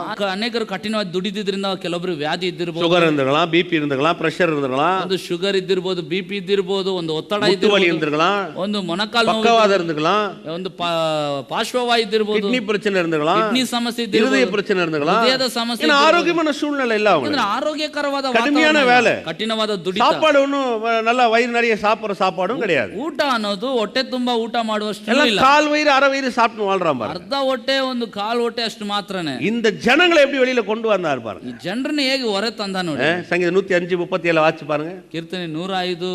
நல்லா இந்த சத்தியத்துல நல்லா விளங்கி கொள்ளணும் பாருங்க. ಈ ಸತ್ಯಗಳನ್ನೆಲ್ಲ ಚೆನ್ನಾಗಿ ತಿಳ್ಕೋಬೇಕು ನೋಡಿ. ஏதோ கண்மூடித்தனமா அப்படியே போயிடக்கூடாது வாழ்க்கையில. ಕಣ್ಮುಚ್ಚಿದ ರೀತಿಯಲ್ಲಿ ಹಾಗೆ ಹೋಗ್ಬಿಡಬಾರ್ದು ನೋಡಿ. அங்கே 105:37 அப்பொழுது அவர்கள் வெள்ளியோடும் பொன்னோடும் புறப்பட பண்ணினார், அவர்கள் கோத்திரங்களில் பலவீனப்பட்டவன் ஒருவனும் இருந்ததில்லை. ಕೀರ್ತನೆ 105:37 ವಾಕ್ಯ. ಇಸ್ರಾಯೇಲರನ್ನು ಬೆಳ್ಳಿ ಬಂಗಾರಗಳ ಸಹಿತವಾಗಿ ಹೊರಗೆ ಬರಮಾಡಿದನು, ಅವರ ಕುಲಗಳಲ್ಲಿ ಒಬ್ಬನಾದರೂ ಎಡುವವನು ಇರಲಿಲ್ಲ. வெள்ளியோடும் பொன்னோடும் அவங்களை புறப்பட பண்ணார். ஒன்று, ಬೆಳ್ಳಿ ಬಂಗಾರ ಸಹಿತವಾಗಿ ಬರಮಾಡಿದ. ಒಂದು, அதான் இதுல பி பார்ட்ல தான் அதை பேசுவேன் நான். ಇದರಲ್ಲಿ ಬಿ ಅಂಶದಲ್ಲಿ ನಾನು ಮಾತಾಡೋದು. வர வாரங்கள்ல தான் அது டைம் இருக்கும்னு நினைக்கிறேன். ಬರವಾರದಲ್ಲಿ ಅದಕ್ಕೆ ಸಮಯ. ரெண்டாவது சொல்றாரு பாருங்க. ಎರಡನೇದು ಹೇಳ್ತಾರೆ, அவர்கள் கோத்திரங்களில் பலவீனப்பட்டவன் ஒருவனும் இல்லை. ಅವರ ಕುಲಗಳಲ್ಲಿ ಒಬ್ಬನಾದರೂ ಎಡುವವನು ಅಥವಾ ಬಲಹೀನನು ಒಬ್ಬನು ಇರಲಿಲ್ಲ. ஒருத்தனுக்கு வியாதி இல்லைன்றாங்க. ಒಬ್ಬನಿಗೂ ವ್ಯಾಧಿ ಇಲ್ಲ ಎಂಬುದಾಗಿ 30 லட்சம் பேர் அங்கிருந்து வெளியில கொண்டு வந்தார். 30 ಲಕ್ಷ ಜನರಲ್ಲಿಂದ ಹೊರ 6 லட்சம் ஆண்கள் புருஷர்கள் இருந்தாலும் வேதம் சொல்லுது. 6 ಲಕ್ಷ ಪುರುಷರು ಮಾತ್ರವೇ ಅಲ್ಲಿದ್ರು. 30 லட்சம் பேரும் வெளியில புறப்பட்டு வரும்பொழுது ஒருத்தருக்கும் வியாதி கிடையாது, ஒருத்தருக்கும் எந்த நோயும் கிடையாது, ஆரோக்கியத்தோட புறப்பட்டு வராங்க. 30 ಲಕ್ಷ ಜನರು ಆ ದೇಶದ ಹೊರಗೆ ಬರುವಾಗ ಅವರು ಯಾವುದೇ ವ್ಯಾಧಿನೋ ರೋಗವೂ ಇಲ್ಲ, ಆರೋಗ್ಯದೊಂದಿಗೆ ಅವರು ಹೊರ ಬರ್ತಿದ್ದಾರೆ. அந்த பஸ்காவை அனுசரிச்சுட்டு வெளில வரும்போது வியாதியெல்லாம் நீங்க வெளியில வராம பாருங்க. ಪಸ್ಕವನ್ನು ಆಚರಿಸಿ ಹೊರಗೆ ಬರುವಾಗ ನೋಡ್ರಿ ಆರೋಗ್ಯದಿಂದ ಬರ್ತಾ ಇದ್ದಾರೆ. ஆமென். ಆಮೆನ್. எத்தனை பேர் விசுவாசிக்கிறீங்க? ನಂಬ್ತೀರಾ? நான் சொல்றேன் பாருங்க. ನಾನು ಹೇಳ್ತೇನೆ ನೋಡಿ, இந்த சபையில ஒருத்தனும் தரித்திரத்துல இருக்கக்கூடாது, இந்த சபையில ஒருத்தர் வியாதியில இருக்கக்கூடாது. ಸಭೆಯಲ್ಲಿ ಯಾರೊಬ್ಬರು ಬಡತನದಲ್ಲಿ ಇರಬಾರದು, ದರಿದ್ರದಲ್ಲಿ ಇರಬಾರದು. அதை நான் விசுவாசிக்கிறேன். ನಾನು ನಂಬ್ತೇನೆ. ஆமென். ಆಮೆನ್. எத்தனை பேர் விசுவாசிக்கிறீங்க? ಎಷ್ಟು ನಂಬ್ತೀರಾ? 30 லட்சம் பேர் பாருங்க அந்த பஸ்காவை அனுசரிச்சு வெளியில வரான். 30 ಲಕ್ಷ ಜನರು ನೋಡಿ ಆ ಪಸ್ಕವನ್ನು ಆಚರಿಸ್ಬಿಟ್ಟು ಬರ್ತಾರೆ. ஒரு ஆள் கூட பாருங்க அதுல வியாதியோட இருந்தது கிடையாது. ಒಬ್ಬ ಮನುಷ್ಯನ್ ನೋಡ್ರಿ ವ್ಯಾಧಿಯಲ್ಲಿ ಅಲ್ಲಿ ಇರಲಿಲ್ಲ. எத்தனை பேர் விசுவாசிக்கிறீங்க? ಎಷ್ಟು ನಂಬ್ತೀರಾ? அப்ப அந்த பஸ்காவை எப்படி அனுசரிச்சாங்க? ಅಂದ್ರೆ ಆ ಪಸ್ಕವನ್ನು ಹೇಗೆ ಆಚರಿಸಿದ್ರು? எப்படி அனுசரிச்சாங்க ಹೇಗೆ ಆಚರಿಸಿದ್ರು பாருங்க. நீங்க யாத்திராவும் 12ஆம் அதிகாரத்துக்கு போனாங்க. ವಿಮೋಚನಾ ಕಾಂಡ 12ನೇ ಅಧ್ಯಾಯ. ஞானிகள் அப்படியே சொல்றதை கேட்டுனே வாங்க. ನಾನು ಹೇಳೋದನ್ನ ಹಾಗೆ ಕೇಳ್ತಾ ஏன்னா நிறைய பிரசங்கம் பண்ணியிருக்கேன் நான். ತುಂಬಾ ಪ್ರಸಂಗಿಸಿದ್ದೇನೆ. அந்த ஆட்டுக்குட்டியை தெரிந்து கொள்ள கடணும். ಆ ಕುರಿಯನ್ನು ಆರಿಸ್ಕೋಬೇಕು. அந்த ஆட்டுக்குட்டியை தெரிஞ்சு அதை அந்த வீட்டில் கட்டி வைக்கணும். ಆ ಕುರಿಯನ್ನು ಆರಿಸ್ಕೊಂಡು ಅದನ್ನ ಮನೆಯಲ್ಲಿ அப்புறம் அதை சுட்டு சாப்பிடணும். ನಂತರ ಅದನ್ನು ಸುಟ್ಟು ತಿನ್ನಬೇಕು. சுட்டு சாப்பிடணும். ಅದನ್ನು ಸುಟ್ಟು ತಿನ್ನಬೇಕು. வேக வச்சு அவிச்சு சாப்பிடக்கூடாது. ಅದನ್ನು ಬೇಯಿಸಿ ತಿನ್ನಬಾರ್ದು, சுட்டு சாப்பிடணும். ಸುಟ್ಟು ತಿನ್ನಬೇಕು. சுட்டு சாப்பிட்றது எதை குறிக்குதுன்னு நினைக்கிறீங்க? ಸುಟ್ಟು ತಿನ್ನೋದು ಯಾವುದಕ್ಕೆ ಸೂಚನೆ ಆಗಿದೆ? சுட்டு சாப்பிட்றது தான் இன்னைக்கு ரொம்ப ஸ்டைலாக நம்ம காஸ்ட்லியான ஃபுட் ஆகிட்டானுங்க. பார்பிக்யூன்றாங்க இல்லையா? ಸುಟ್ಟು ತಿನ್ನೋದೇ ಇವತ್ತು ದೊಡ್ಡ ಒಂದು ಬೆಲೆ ಬಾಳುವ ಆಹಾರ ಬದಲಾಯಿಸಿದ್ದಾರೆ. அந்த காலத்துலலாம் எல்லாரும் சுட்டு தாங்க சாப்பிட்டாங்க. அது அப்போல்லாம் வந்து பார்த்தீங்கன்னா என்ன அப்படியே சுட்டு சுட்டு சாப்பிட்றாங்க. இன்னைக்கு வந்து அது பெரிய இன்னைக்கு காஸ்ட்லியான ஒரு உணவாகி போச்சு அது. ಆ ಕಾಲದಲ್ಲೆಲ್ಲ ಎಲ್ಲರೂ ಸುಟ್ಟೇ ಆಹಾರ ಸೇವಿಸ್ತಾ ಇದ್ರು. ಈ ಕಾಲದಲ್ಲಿ ಆ ಸುಟ್ಟು ತಿನ್ನೋದು ಅನ್ನೋದು ಬಹಳ ಬೆಲೆ ಬಾಳುವ ಒಂದು ಆಹಾರವಾಗಿದೆ. நாங்கள் பைபிள் ஸ்கூலில் நான் படிக்கும் போது என் கூட இந்த நாகாலாந்து ஸ்டூடெண்ட்லாம் படித்தாங்க. ನಾನು ಸತ್ಯವೇದ ಶಾಲೆಯಲ್ಲಿ ಓದುವಾಗ ನಾಗಾಲ್ಯಾಂಡ್ ಆ ರಾಜ್ಯದ ಹುಡುಗರೆಲ್ಲ ಓದ್ತಿದ್ರು. எங்களுக்கு இந்த வெளியில் மீட்டிங் கூட்டு போவாங்க. ನಮ್ಮನ್ನು ಹೊರಗೆ ಕೂಟಗಳಿಗಂತ ಕರ್ಕೊಂಡು ಹೋಗ್ತಾರೆ. அங்கே அதே மாதிரி அரை வயிறு கால் வயிறு சோறு தான் எங்களுக்கு அப்போ. ಅಲ್ಲೂ ನಮಗೂ ಅರ್ಧ ಹೊಟ್ಟೆ ಒಂದು ಸ್ವಲ್ಪ ಆಹಾರನೇ. இந்த நாகாலாந்து பசங்க நல்லா அந்த வில்லு உண்டெல்லாம் நல்லா அடிப்பாங்க, குறி பார்த்து அடிப்பாங்க. ಈ ನಾಗಾಲ್ಯಾಂಡ್ காட்டில் வாழ்ந்த ஆட்கள் இல்லையா? ಈ ನಾಗಾಲ್ಯಾಂಡ್ ಅವರೆಲ್ಲ ಈ ಕಲ್ಲುಗಳು ಬೀಸೋದ್ರಲ್ಲಿ ಅದರೆಲ್ಲ ತುಂಬಾ ಚುರುಕಾಗಿರ್ತಾರೆ. ಯಾಕಂದ್ರೆ வில்லு உண்டு அடிப்பாங்க. ಕವನೆ ಹೊಡೆಯೋದ್ರಲ್ಲಿ ಬಹಳ ಜಾಣರಾಗಿರ್ತಾರೆ. பாருங்க அதை அடிப்பான். அவன் என்ன பண்ணுவானுங்க, இவன் வேலையை நாங்கள் செய்வோம். ಇವ್ರ ಕೆಲಸನ ನಾವು ಮಾಡ್ತಿರ್ತೀವಿ. ஒவ்வொரு வேனில் 4 பேர் இருப்பான். அவன் என்ன பண்ணுவான், அங்கே இருக்கிற புறாவெல்லாம் அந்த கரண்ட் கம்பியில் உட்காருறது அங்கே இருக்குதெல்லாம் போய் அடிச்சுன்னு வருவானு. ಅಲ್ಲಿ ಆ ಕಂಬದಲ್ಲಿರುವಂತ ಪಾರಿವಾಳ, ಅಲ್ಲಿ ಕೊಕ್ಕರೆ, இந்த கிராமத்தில் தான் நாங்கள் போய் இந்த கூட்டம் நடக்கிறதுக்கு இந்த ஆன்பில்ஸ் எல்லாம் கொடுக்க போவோம். ಈ ಗ್ರಾಮಗಳಲ್ಲಿ ಕೂಟ ನಡೆಯೋದ್ರಿಂದ ಅಲ್ಲೆಲ್ಲ ಈ ಆನ್ಬಿಲ್ಸ್ ಅನ್ನು ಕೊಡ್ಲಿಕ್ಕೆ ಹೋಗ್ತಾರೆ. இவனுங்க எல்லாம் கல்லெல்லாம் வச்சு இவனுக்கு அடிப்பானு, இவன் வேலையெல்லாம் நாங்கள் செஞ்சுட்டு இருப்போம். ಇವ್ರು ಕಲ್ಲುಗಳನ್ನ ತಗೊಂಡು ಆ ಅಕ್ಕಿಗಳನ್ನ ಹೊಡಿತಾ ಇರ್ತಾರೆ. ಅವ್ರ ಕೆಲಸ ಎಲ್ಲ ನಾವು எங்கள் ಮಾಡ್ತೀವಿ. லீடருக்கு சொல்லிடுவோம், அவனை திட்டாதீங்க. ನಮ್ಮ ಲೀಡರ್ಗೆ ಹೇಳ್ಬಿಡ್ತಾ ಅವ್ರನ್ನ ಬೈಬೇಡಿ. ஈவினிங் நல்ல நான்வெஜ் கிடைக்கும், ಸಾಯಂಕಾಲ ಒಳ್ಳೆ ಮಾಂಸ நல்ல கொக்கு புறா கிரா பிடிச்சின்னு வருவான். அமைதியா இருங்க. ಕೊಕ್ಕರೇನೋ ಪಾರಿವಾಳ ಏನಾದ್ರು ಹಿಡ್ಕೊಂಡು ಬರ್ತಾನೆ. சாதாரண ஆள் இல்லைங்க. ஒரு நாள் நான் அப்படி அடிக்க முடியாது. அவன் அடிச்சா பட்டுன்னு விழுந்துடும். அப்படியே அவ்வளோ திறமைசாலிங்க. ಅಲ್ಲ ರೀ, ನಾವು ಹೊಡೆದ್ರೆ ಬೀಳೋದು, ಅವ್ರು ಹೊಡೆದ್ರೆ ಹಾಗೆ ಕೆಳಗೆ ಬಿದ್ದೋಗ್ತದೆ. ஒரு சிலத்துல புறாவை போய் அந்த கொக்கை போய் கையில பிடிச்சின்னு வருவான்.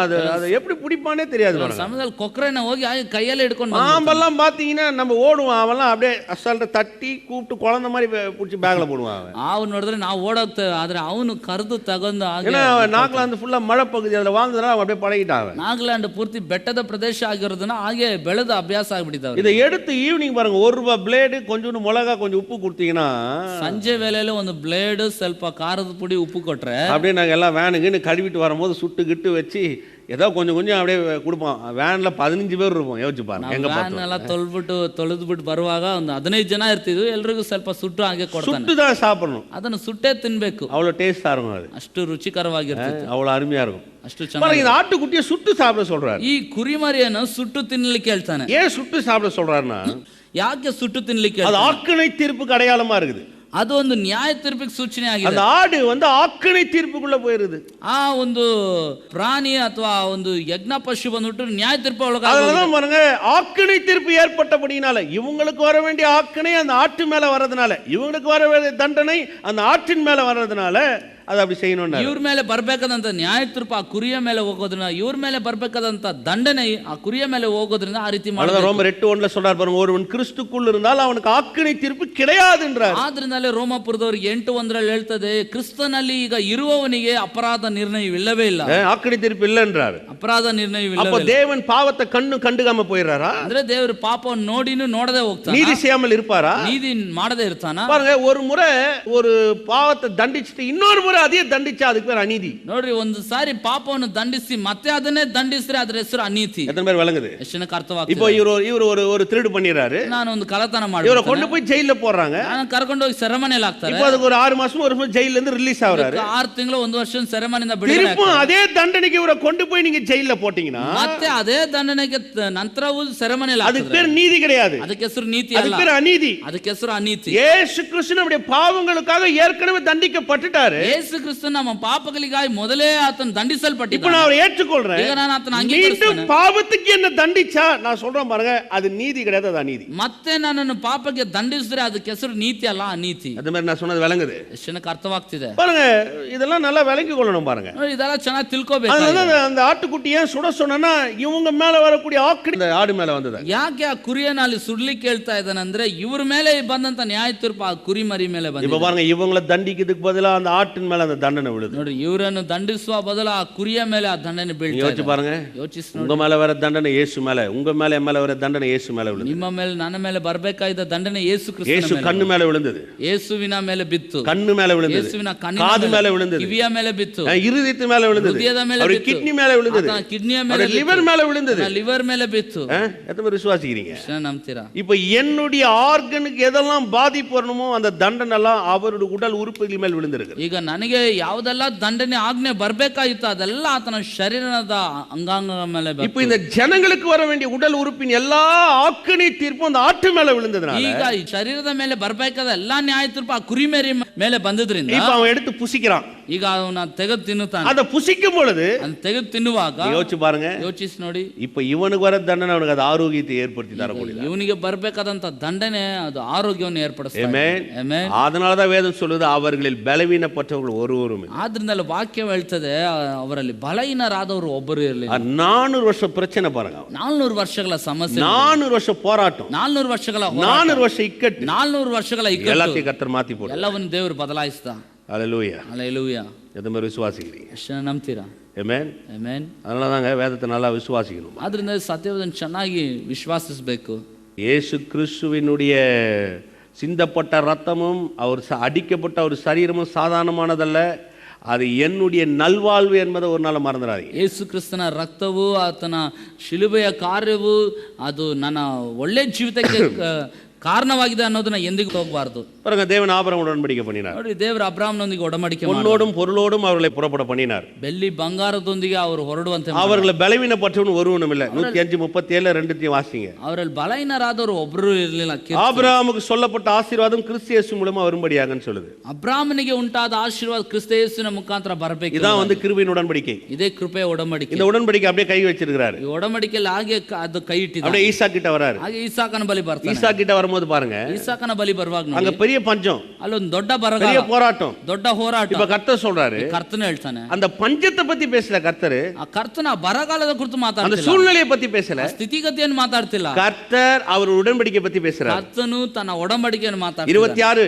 26 3வது வசனத்துல 5வது வசனம் வாசித்து பாருங்க. 26ನೇ ಅಧ್ಯಾಯ 3ರಿಂದ 6 நீ இந்த தேசத்திலே குடியிரு, ಈ ದೇಶದಲ್ಲಿ ವಾಸವಾಗಿ நான் உன்னை ஆசீர்வதிப்பேன், ನಾನು ನಿನ್ನ ಆಶೀರ್ವದಿಸುವೆನು, நான் உன்னை பெருக பண்ணுவேன், ನಾನು ನಿನ್ನ ಹೆಚ್ಚುವಂತೆ உன் ಮಾಡ್ತೇನೆ, பிதாக்களின் தேவனாகிய கர்த்தர் சொன்னபடியே நான் உன்னை ஆசீர்வதிப்பேன். ತಂದೆಯಾದ ದೇವರು ಹೇಳಿದಂತೆ ನಾನು ನಿನ್ನ நீங்க ಆಶೀರ್ವದಿಸುತ್ತೇನೆ. போய் வாசிச்சு பாருங்க. ನೀವು ಓದಿ ನೋಡಿ. நான் நான் நான் நான் என்ற வார்த்தை நீங்க பாப்பீங்க. ನಾನು ಎಂಬ ಪದವನ್ನು ನೀವು ನೋಡಬಹುದು. ஈசாக்கு முடிஞ்சது.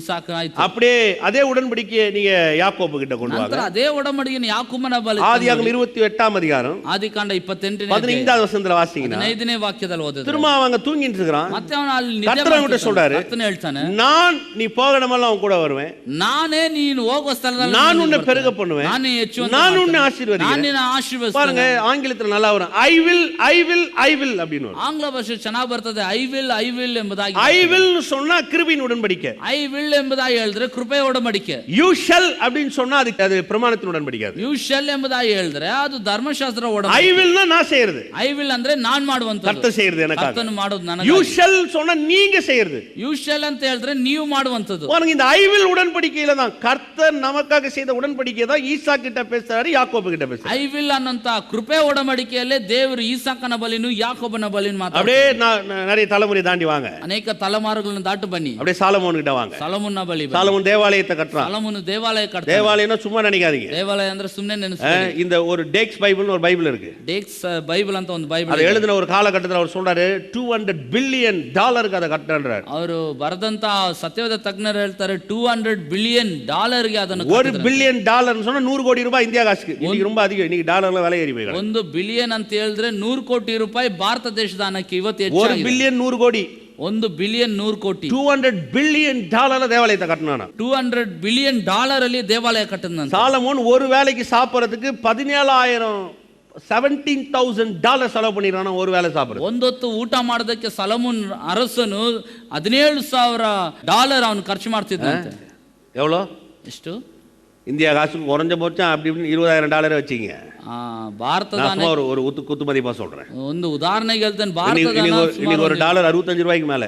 ಇವತ್ತೊಂದು $65 20,000 × 65 பெருக்கிங்க நீங்க. 20,000 ರೂಪಾಯಿ × 65 ಅದನ್ನ ಹೆಚ್ಚಿಸ್ಕೊಳ್ಳಿ. எவ்வளவு வரும் தெரியுமா? ಎಷ್ಟು ಬರ್ತದೆ ಗೊತ್ತಾ? கிட்டத்தட்ட நீங்க பாத்தீங்கன்னா 13 ಲಕ್ಷ ರೂಪಾಯಿಗೆ மேல போகுது. ಹತ್ತತ್ರ ನೋಡಿದ್ರೆ 13 ಲಕ್ಷ ರೂಪಾಯಿ. எத்தனை வேளை சாப்பாடு பிரதர்? ಎಷ್ಟು ಹೊತ್ತು ಊಟಕ್ಕೆ? எத்தனை பேர் ಹೋಟೆಲ್ಗೆ போய் 13 ಲಕ್ಷ ರೂಪಾಯಿ ஒரு வேளை பில் கொடுத்துக்கிறீங்க? ಎಷ್ಟು ಜನ 13 ಲಕ್ಷ ರೂಪಾಯಿ ಕೊಟ್ಟು ಒಂದು ಹೊತ್ತಿಗೆ ಬಿಲ್ ಕೊಟ್ಟಿದ್ದೀರಾ? ஒரு வேளை சாப்பாடு சாப்பிடுறதுக்கு 13 ಲಕ್ಷ ರೂಪಾಯಿ ಬಿಲ್ கொடுத்தா ஒரு ஆளை காட்டுங்க பாருங்க. ಒಂದೊತ್ತು ಊಟಕ್ಕಾಗಿ 13 ಲಕ್ಷ ರೂಪಾಯಿ ಬಿಲ್ ಕೊಟ್ಟವನು ಒಬ್ಬರನ್ನ ತೋರಿಸಿ. நீங்க அந்த சாலமோன் வந்து உங்ககிட்ட கேக்குறான்னு வைங்க. ಇವತ್ತು ಆ ಸಾಲಮೋನ್ ಬಂದು ನಿಮ್ಮ ಹತ್ರ ಕೇಳ್ತಾನೆ.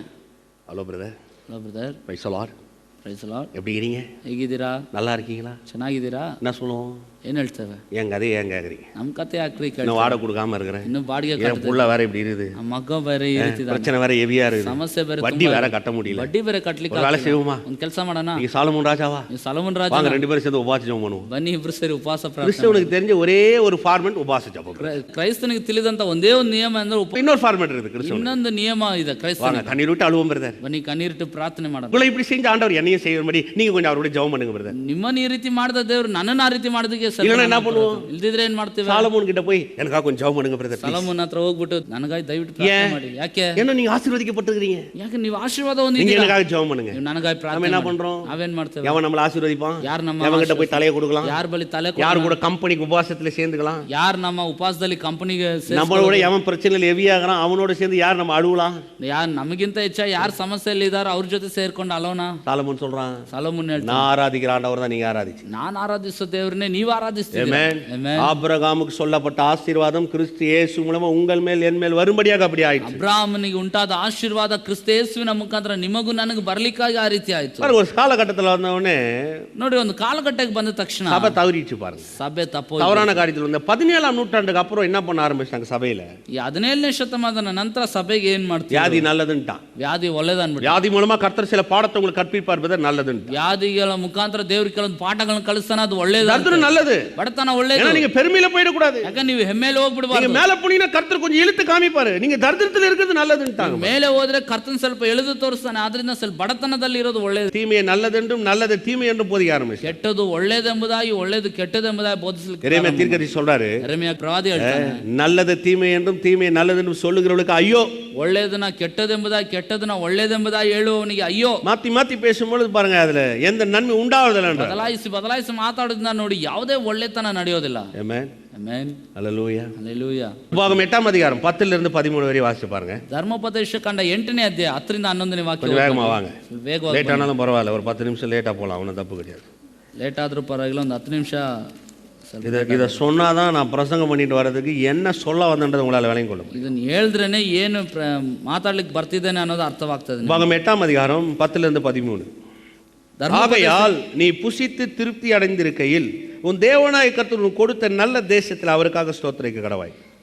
ಧರ್ಮೋಪದೇಶ ಕಾಂಡ 8ನೇ ಅಧ್ಯಾಯ 10 - 13ನೇ ವಾಕ್ಯ. ನೀವು ಹೊಟ್ಟೆ ತುಂಬ ಉಂಡು ಸುಖದಿಂದಿರುವಾಗ ನಿಮ್ಮ ದೇವರಾದ ಯೆಹೋವನು ನಿಮಗೆ ಉತ್ತಮ ದೇಶವನ್ನು ಕೊಟ್ಟದಕ್ಕಾಗಿ ಆತನನ್ನು ಸ್ತುತಿಸಬೇಕು. உன் தேவனாய கர்த்தரை மறவாதபடிக்கு நான் இன்று உனக்கு விதிக்கிற அவருடைய கற்பனைகளையும் நியமங்களையும் கட்டளையும் கைக்கொள்ளாமல் போகாதபடிக்கு எச்சரிக்கையார். ನಾನು ಈಗ ನಿಮಗೆ ಬೋಧಿಸುವ ನಿಮ್ಮ ದೇವರಾದ ಯೆಹೋವನ ಆಜ್ಞಾ ವಿಧಿ ನಿರ್ಣಯಗಳನ್ನು ಕೈಕೊಳ್ಳದವರು ಆತನನ್ನು ಮರೆಯುವವರು ಆಗಬೇಡಿರಿ. ನೋಡಿರಿ. 12. நீ புசித்து திருப்தியாகி நல்ல வீடுகளை கட்டி அவைகளில் குடியிருக்கும் போதும், ನೀವು ಹೊಟ್ಟೆ ತುಂಬ ಉಂಡು ಸುಖವಾಗಿದ್ದು ಒಳ್ಳೆ ಮನೆಗಳನ್ನು ಕಟ್ಟಿಸಿಕೊಂಡು ಅವುಗಳಲ್ಲಿ ವಾಸವಾಗಿರುವ ಕಾಲದಲ್ಲಿ. இது நடந்தா நடக்கும்னு சொல்லலங்க அவரு. ನಡೆದ್ರೆ ನಡೀತಿದೆ ಎಂಬುದಾಗಿ ಹೇಳ್ತಿಲ್ಲ. நீ புசித்து திருப்தியாகி நல்ல வீடுகளை கட்டி அவைகளில் குடியிருக்கும் போதும், போதும்னா உங்களுக்கு இதெல்லாம் நடக்கும் அப்படின்றாரு. ನೀವು ಹೊಟ್ಟೆ ತುಂಬ ಉಂಡು ಸುಖವಾಗಿದ್ದು ಒಳ್ಳೆ ಮನೆಗಳನ್ನು ಕಟ್ಟಿಸಿಕೊಂಡು ಅವುಗಳಲ್ಲಿ ವಾಸವಾಗಿರುವ ಕಾಲದಲ್ಲಿ ಅಂದ್ರೆ ನಡೆಯುತ್ತದೆ ಎಂಬುದಾಗಿ ಹೇಳ್ತಾರೆ. உன் ஆடு மாடுகளின் திரட்சியாக உனக்கு திரட்சியாகி உனக்கு வெள்ளியும் பொன்னும் பெருகி உனக்கு உண்டானவை எல்லாம் வர்த்திக்கும். போதும் போதும்னும் போது இது ஆப்ஷன் கிடையாது, இது நடக்கும்ன்ற ஒரு நிச்சயத்தை தராரு அவர். ನಿಮ್ಮ ದನಗಳಿಗೂ ಆಡು ಕುರಿಗಳಿಗೂ ನಿಮ್ಮ ಬೆಳ್ಳಿ ಬಂಗಾರವು ಆಸ್ತಿ ಎಲ್ಲವೂ ಹೆಚ್ಚುತ್ತಿರುವಾಗ ಅಂದ್ರೆ ಅದು ಒಂದು ಆಪ್ಷನ್ ಅಲ್ಲ, ಒಂದು ಅವಕಾಶ ಅಲ್ಲ, ಅದು ನಡೀತದೆ ಎಂಬುದಾಗಿ. நீ நல்ல வீடுகளை கட்டுவ, ಒಳ್ಳೆ ಮನೆ, நல்ல இடத்துல குடியிருப்ப, ಒಳ್ಳೆ ಸ್ಥಳದಲ್ಲಿ ஆடு மாடு திரட்சியா பெருகும், ಇನ್ನ ಕುರಿದನಗಳು ಹೆಚ್ಚಾಗಿ ಹೆಚ್ಚುತ್ತಾ ಇರ್ತವೆ. அதுக்கப்புறம் சொல்றாரு வெள்ளியும் பொன்னும் உனக்கு பெருகும், ನಿನಗೆ ಬೆಳ್ಳಿ ಬಂಗಾರವು ಹೆಚ್ಚುತ್ತವೆ, ஆகும், ಆಗುತ್ತದೆ. சொல்லுங்க, நான் ಹೇಳ್ರಿ, ನಾನು நல்ல சத்தமா சொல்லுங்க, நான் நல்ல வீடுகளை ಒಳ್ಳೆ ಮನೆಗಳನ್ನು ಕಟ್ಟುವೆನು, எனக்கு ನನಗೆ வெள்ளியும் பொன்னும் ಬೆಳ್ಳಿ ಬಂಗಾರ ಉಂಟಾಗಿರ್ತವೆ. ஏன் ஆப்ஷன் இல்லாம இது அப்படியே ஒரு நிச்சயத்தோட சொல்றாரு, உறுதியா சொல்றாரு. ಯಾಕೆ ಇದೊಂದು ಅವಕಾಶ, ಒಂದು ಆರಿಸುವಿಕೆ ಇಲ್ಲದೆ ದೃಢವಾಗಿ ಹೇಳ್ತಾ ಇದ್ದಾನೆ, நிச்சயமா சொல்றாரு, ನಿಶ್ಚಯವಾಗಿ ಹೇಳ್ತಿದ್ದಾನೆ. ஏன் தெரியுங்களா? 17க்கு வாங்க சொல்றேன். 17க்கு ಬನ್ನಿ. 17வது வசனத்துக்கு வந்தீங்கன்னா இப்ப அங்க பேசுறாரு பாருங்க. 17ನೇ ವಾಕ್ಯಕ್ಕೆ ಬಂದ್ರೆ, என் சம்பாத்தியமும் என் கையின் பலனும் இந்த ஐஸ்வர்யத்தை எனக்கு சம்பாதித்து என்று உன் இருதயத்தில் சொல்லிக் கொள்ளாமலும் இருக்க எச்சரிக்கையா இருந்து. ಈ ಭಾಗ್ಯವು ನಮ್ಮ ಸಾಮರ್ಥ್ಯ ಸಾಹಸಗಳಿಂದಲೇ ನಮಗುಂಟಾಯಿತು ಅಂದುಕೊಂಡಿರಿ. 17 வாசிங்க, இன்னொரு வாசிங்க. ಈ ಭಾಗ್ಯವು ನಮ್ಮ ಸಾಮರ್ಥ್ಯ ಸಾಹಸಗಳಿಂದಲೇ ನಮಗುಂಟಾಯಿತು ಅಂದುಕೊಂಡಿರಿ. என் சாமர்த்தியமும் என் கை பிரயாசம் இந்த ஐஸ்வர்ய தருது நீ சொல்லிடாதுன்றாரு. ಈ ಭಾಗ್ಯವು ಈ ಸಾಮರ್ಥ್ಯವು ನನ್ನ ಸಾಹಸದಿಂದಲೇ ಉಂಟಾಯ್ತು ಅಂತ ಹೇಳ್ಬೇಡಿ. என்ன சொல்றாரு? ಏನ್ ಹೇಳ್ತಾನೆ? கிருபையின் உடன்படிக்கையினால் வரக்கூடிய இந்த ஆசீர்வாதம் உன்னிடத்துல வந்து சேரும்போது, ಕೃಪೆಯಿಂದ ಬರುವಂತ ಆಶೀರ್ವಾದ ನಿಮ್ಮ ಬಲಿ ಬಂದು சேரும்போது, ಬಲಿಯಲ್ಲಿ ಬಂದು ಸೇರುವಾಗ, அந்த கிருபையின் உடன்படிக்கையில உன் பிதாக்களின் தேவனாகிய கர்த்தருக்கு நான் என்ன சொன்னனோ அதை நான் செய்யற காலம் வரும்போது, ಆ ಕೃಪೆ ಒಡಂಬಡಿಕೆಯಲ್ಲಿ ನಿನ್ನ ತಂದೆಯಾದ ದೇವರು ನಿನಗೆ ಏನನ್ನ ಹೇಳಿದಾನೋ ಅದನ್ನ ಮಾಡುವ ಸಮಯ ಬರುವಾಗ, அப்ப வந்து நீ என்ன சொல்லிட்டு இருக்காத, என் சாமர்த்தியம் பிரதர், ನನ್ನ ಸಾಮರ್ಥ್ಯ, கை பிரயாசம் பிரதர், நான் கஷ்டப்பட்டு வந்த பிரதர், அப்படி பேசாத. ಆ ರೀತಿ ಮಾತಾಡ. நான் செய்த உடன்படிக்கையில நீ பெருகுவ, நிச்சயமா பெருகுவ. ನಾನು ಮಾಡೋ ಒಡಂಬಡಿಕೆಯಲ್ಲಿ ನಿಶ್ಚಯವಾಗಿ ನೀನು ಹೆಚ್ಚುತ್ತೀಯ, நீ நிச்சயமா மேல வருவ, ನಿಶ್ಚಯವಾಗಿ ಮೇಲೆ ಬರ್ತೀಯ, நிச்சயமா நல்ல வீட்டை கட்டுவ, ನಿಶ್ಚಯವಾಗಿ ಒಳ್ಳೆ ಮನೆ ಕಟ್ಟುವ, நிச்சயமா வெள்ளியும் பொன்னும் வீட்ல தங்கும். ನಿಶ್ಚಯವಾಗಿ ಚಿನ್ನ ಬೆಳ್ಳಿ ಬಂಗಾರ ನಮ್ಮ ಮನೆಯಲ್ಲಿ நான் ஏற்படுத்தின உடன்படிக்கையினால வருது. ಇದು ನಾನು ಏರ್ಪಡಿಸಿರೋ ಒಡಂಬಡಿಕೆ. அந்த காலகட்டத்துல வரும்பொழுது, ಆ ಕಾಲಕ್ಕೆ ಬರುವಾಗ, என் பிரயாசத்தினால சம்பாதிச்சேன்னு மாத்திரம் சொல்றாரு, ನನ್ನ ಪ್ರಯಾಸದಿಂದ ಸಂಪಾದಿಸಿದೆ ಅಂತ ಮಾತ್ರ ಹೇಳ್ಬೇಡ. Amen, amen. அது மாதிரி விளங்குது, ಜನಕ್ಕೆ ಅರ್ಥವಾಗ್ತಿದೆ. இன்னொரு கதை இருக்கு பாருங்க. ಇನ್ನೊಂದು ಕತೆ ಇದೆ. உங்களுக்கு தான் கதை கேட்க பிடிக்கும், அதையும் சொல்றோம். ನಿಮ್ಮ ಕತೆ ಅಂದ್ರೆ ಇಷ್ಟ ತಾನೆ? தேவனிடத்துல ஒரு சயின்டிஸ்ட் வந்தார்.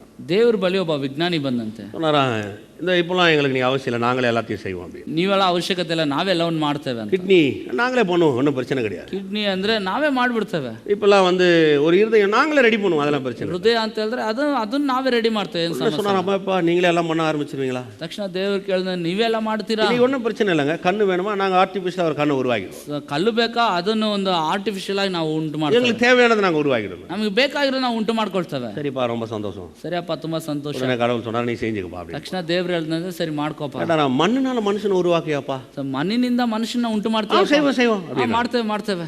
செய்ப்பானாரா? ಸರಿ ಮಾಡಪ್ಪ ಅಂತ உடனே போய் மண்ணை வச்சு பிசைய ஆரம்பிச்சான். ತಕ್ಷಣ ಮಣ್ಣನ್ನು ಇಟ್ಟು ಅದನ್ನ கொஞ்சம் நிறுத்துப்பா, ಮಾಡ್ತೇನೆ, ಸ್ವಲ್ಪ ನಿಲ್ಸಪ್ಪ, இது நான் சிருஷ்டித்த மண்ணு, நீ சிருஷ்டித்த மண்ணில் செய்ப்பா. ಇದು ನಾನ್ ಸೃಷ್ಟಿಸಿದ ಮಣ್ಣು, ನೀನ್ ಸೃಷ್ಟಿಸಿರೋ ಮಣ್ಣಿಂದ ಮಾಡಪ್ಪ. நீங்க நிறைய பேருக்கு என்ன தெரியுங்களா பெரிய விஷயம்? ತುಂಬಾ ಜನರಿಗೆ என் டேலண்ட், ನನ್ನ என் திறமை, ನನ್ನ சாமர்த்தியம், ನನ್ನ ಒಂದು ಸಾಮರ್ಥ್ಯ, அதனால தான் பேசுறாரு. ಅದನ್ನೆಲ್ಲ ಹೇಳ್ತಾನೆ. ஆமென். எதுவுமே விளங்குது, ಅಷ್ಟಕ್ಕೆ ಅರ್ಥವಾಗ್ತದೆ. அதனால தான் பாருங்க 17 சொன்னார், என் சாமர்த்தியம் கைப்பிரயாசமே தந்ததுன்னு நினைக்காத. 18 எப்படி சொல்றாரு பாருங்க, உன் தேவனாகிய கர்த்தரை நினைப்பாயாக, அவரே உன் பிதாக்களுக்கு ஆணையிட்டு கொடுத்த உன் உடன்படிக்கை உறுதி செய்யும்படி இந்நாளில் உனக்கு உண்டா இருக்கிறது போல ஐஸ்வர்யத்தை சம்பாதிக்கான பலனை உனக்கு தருவான்.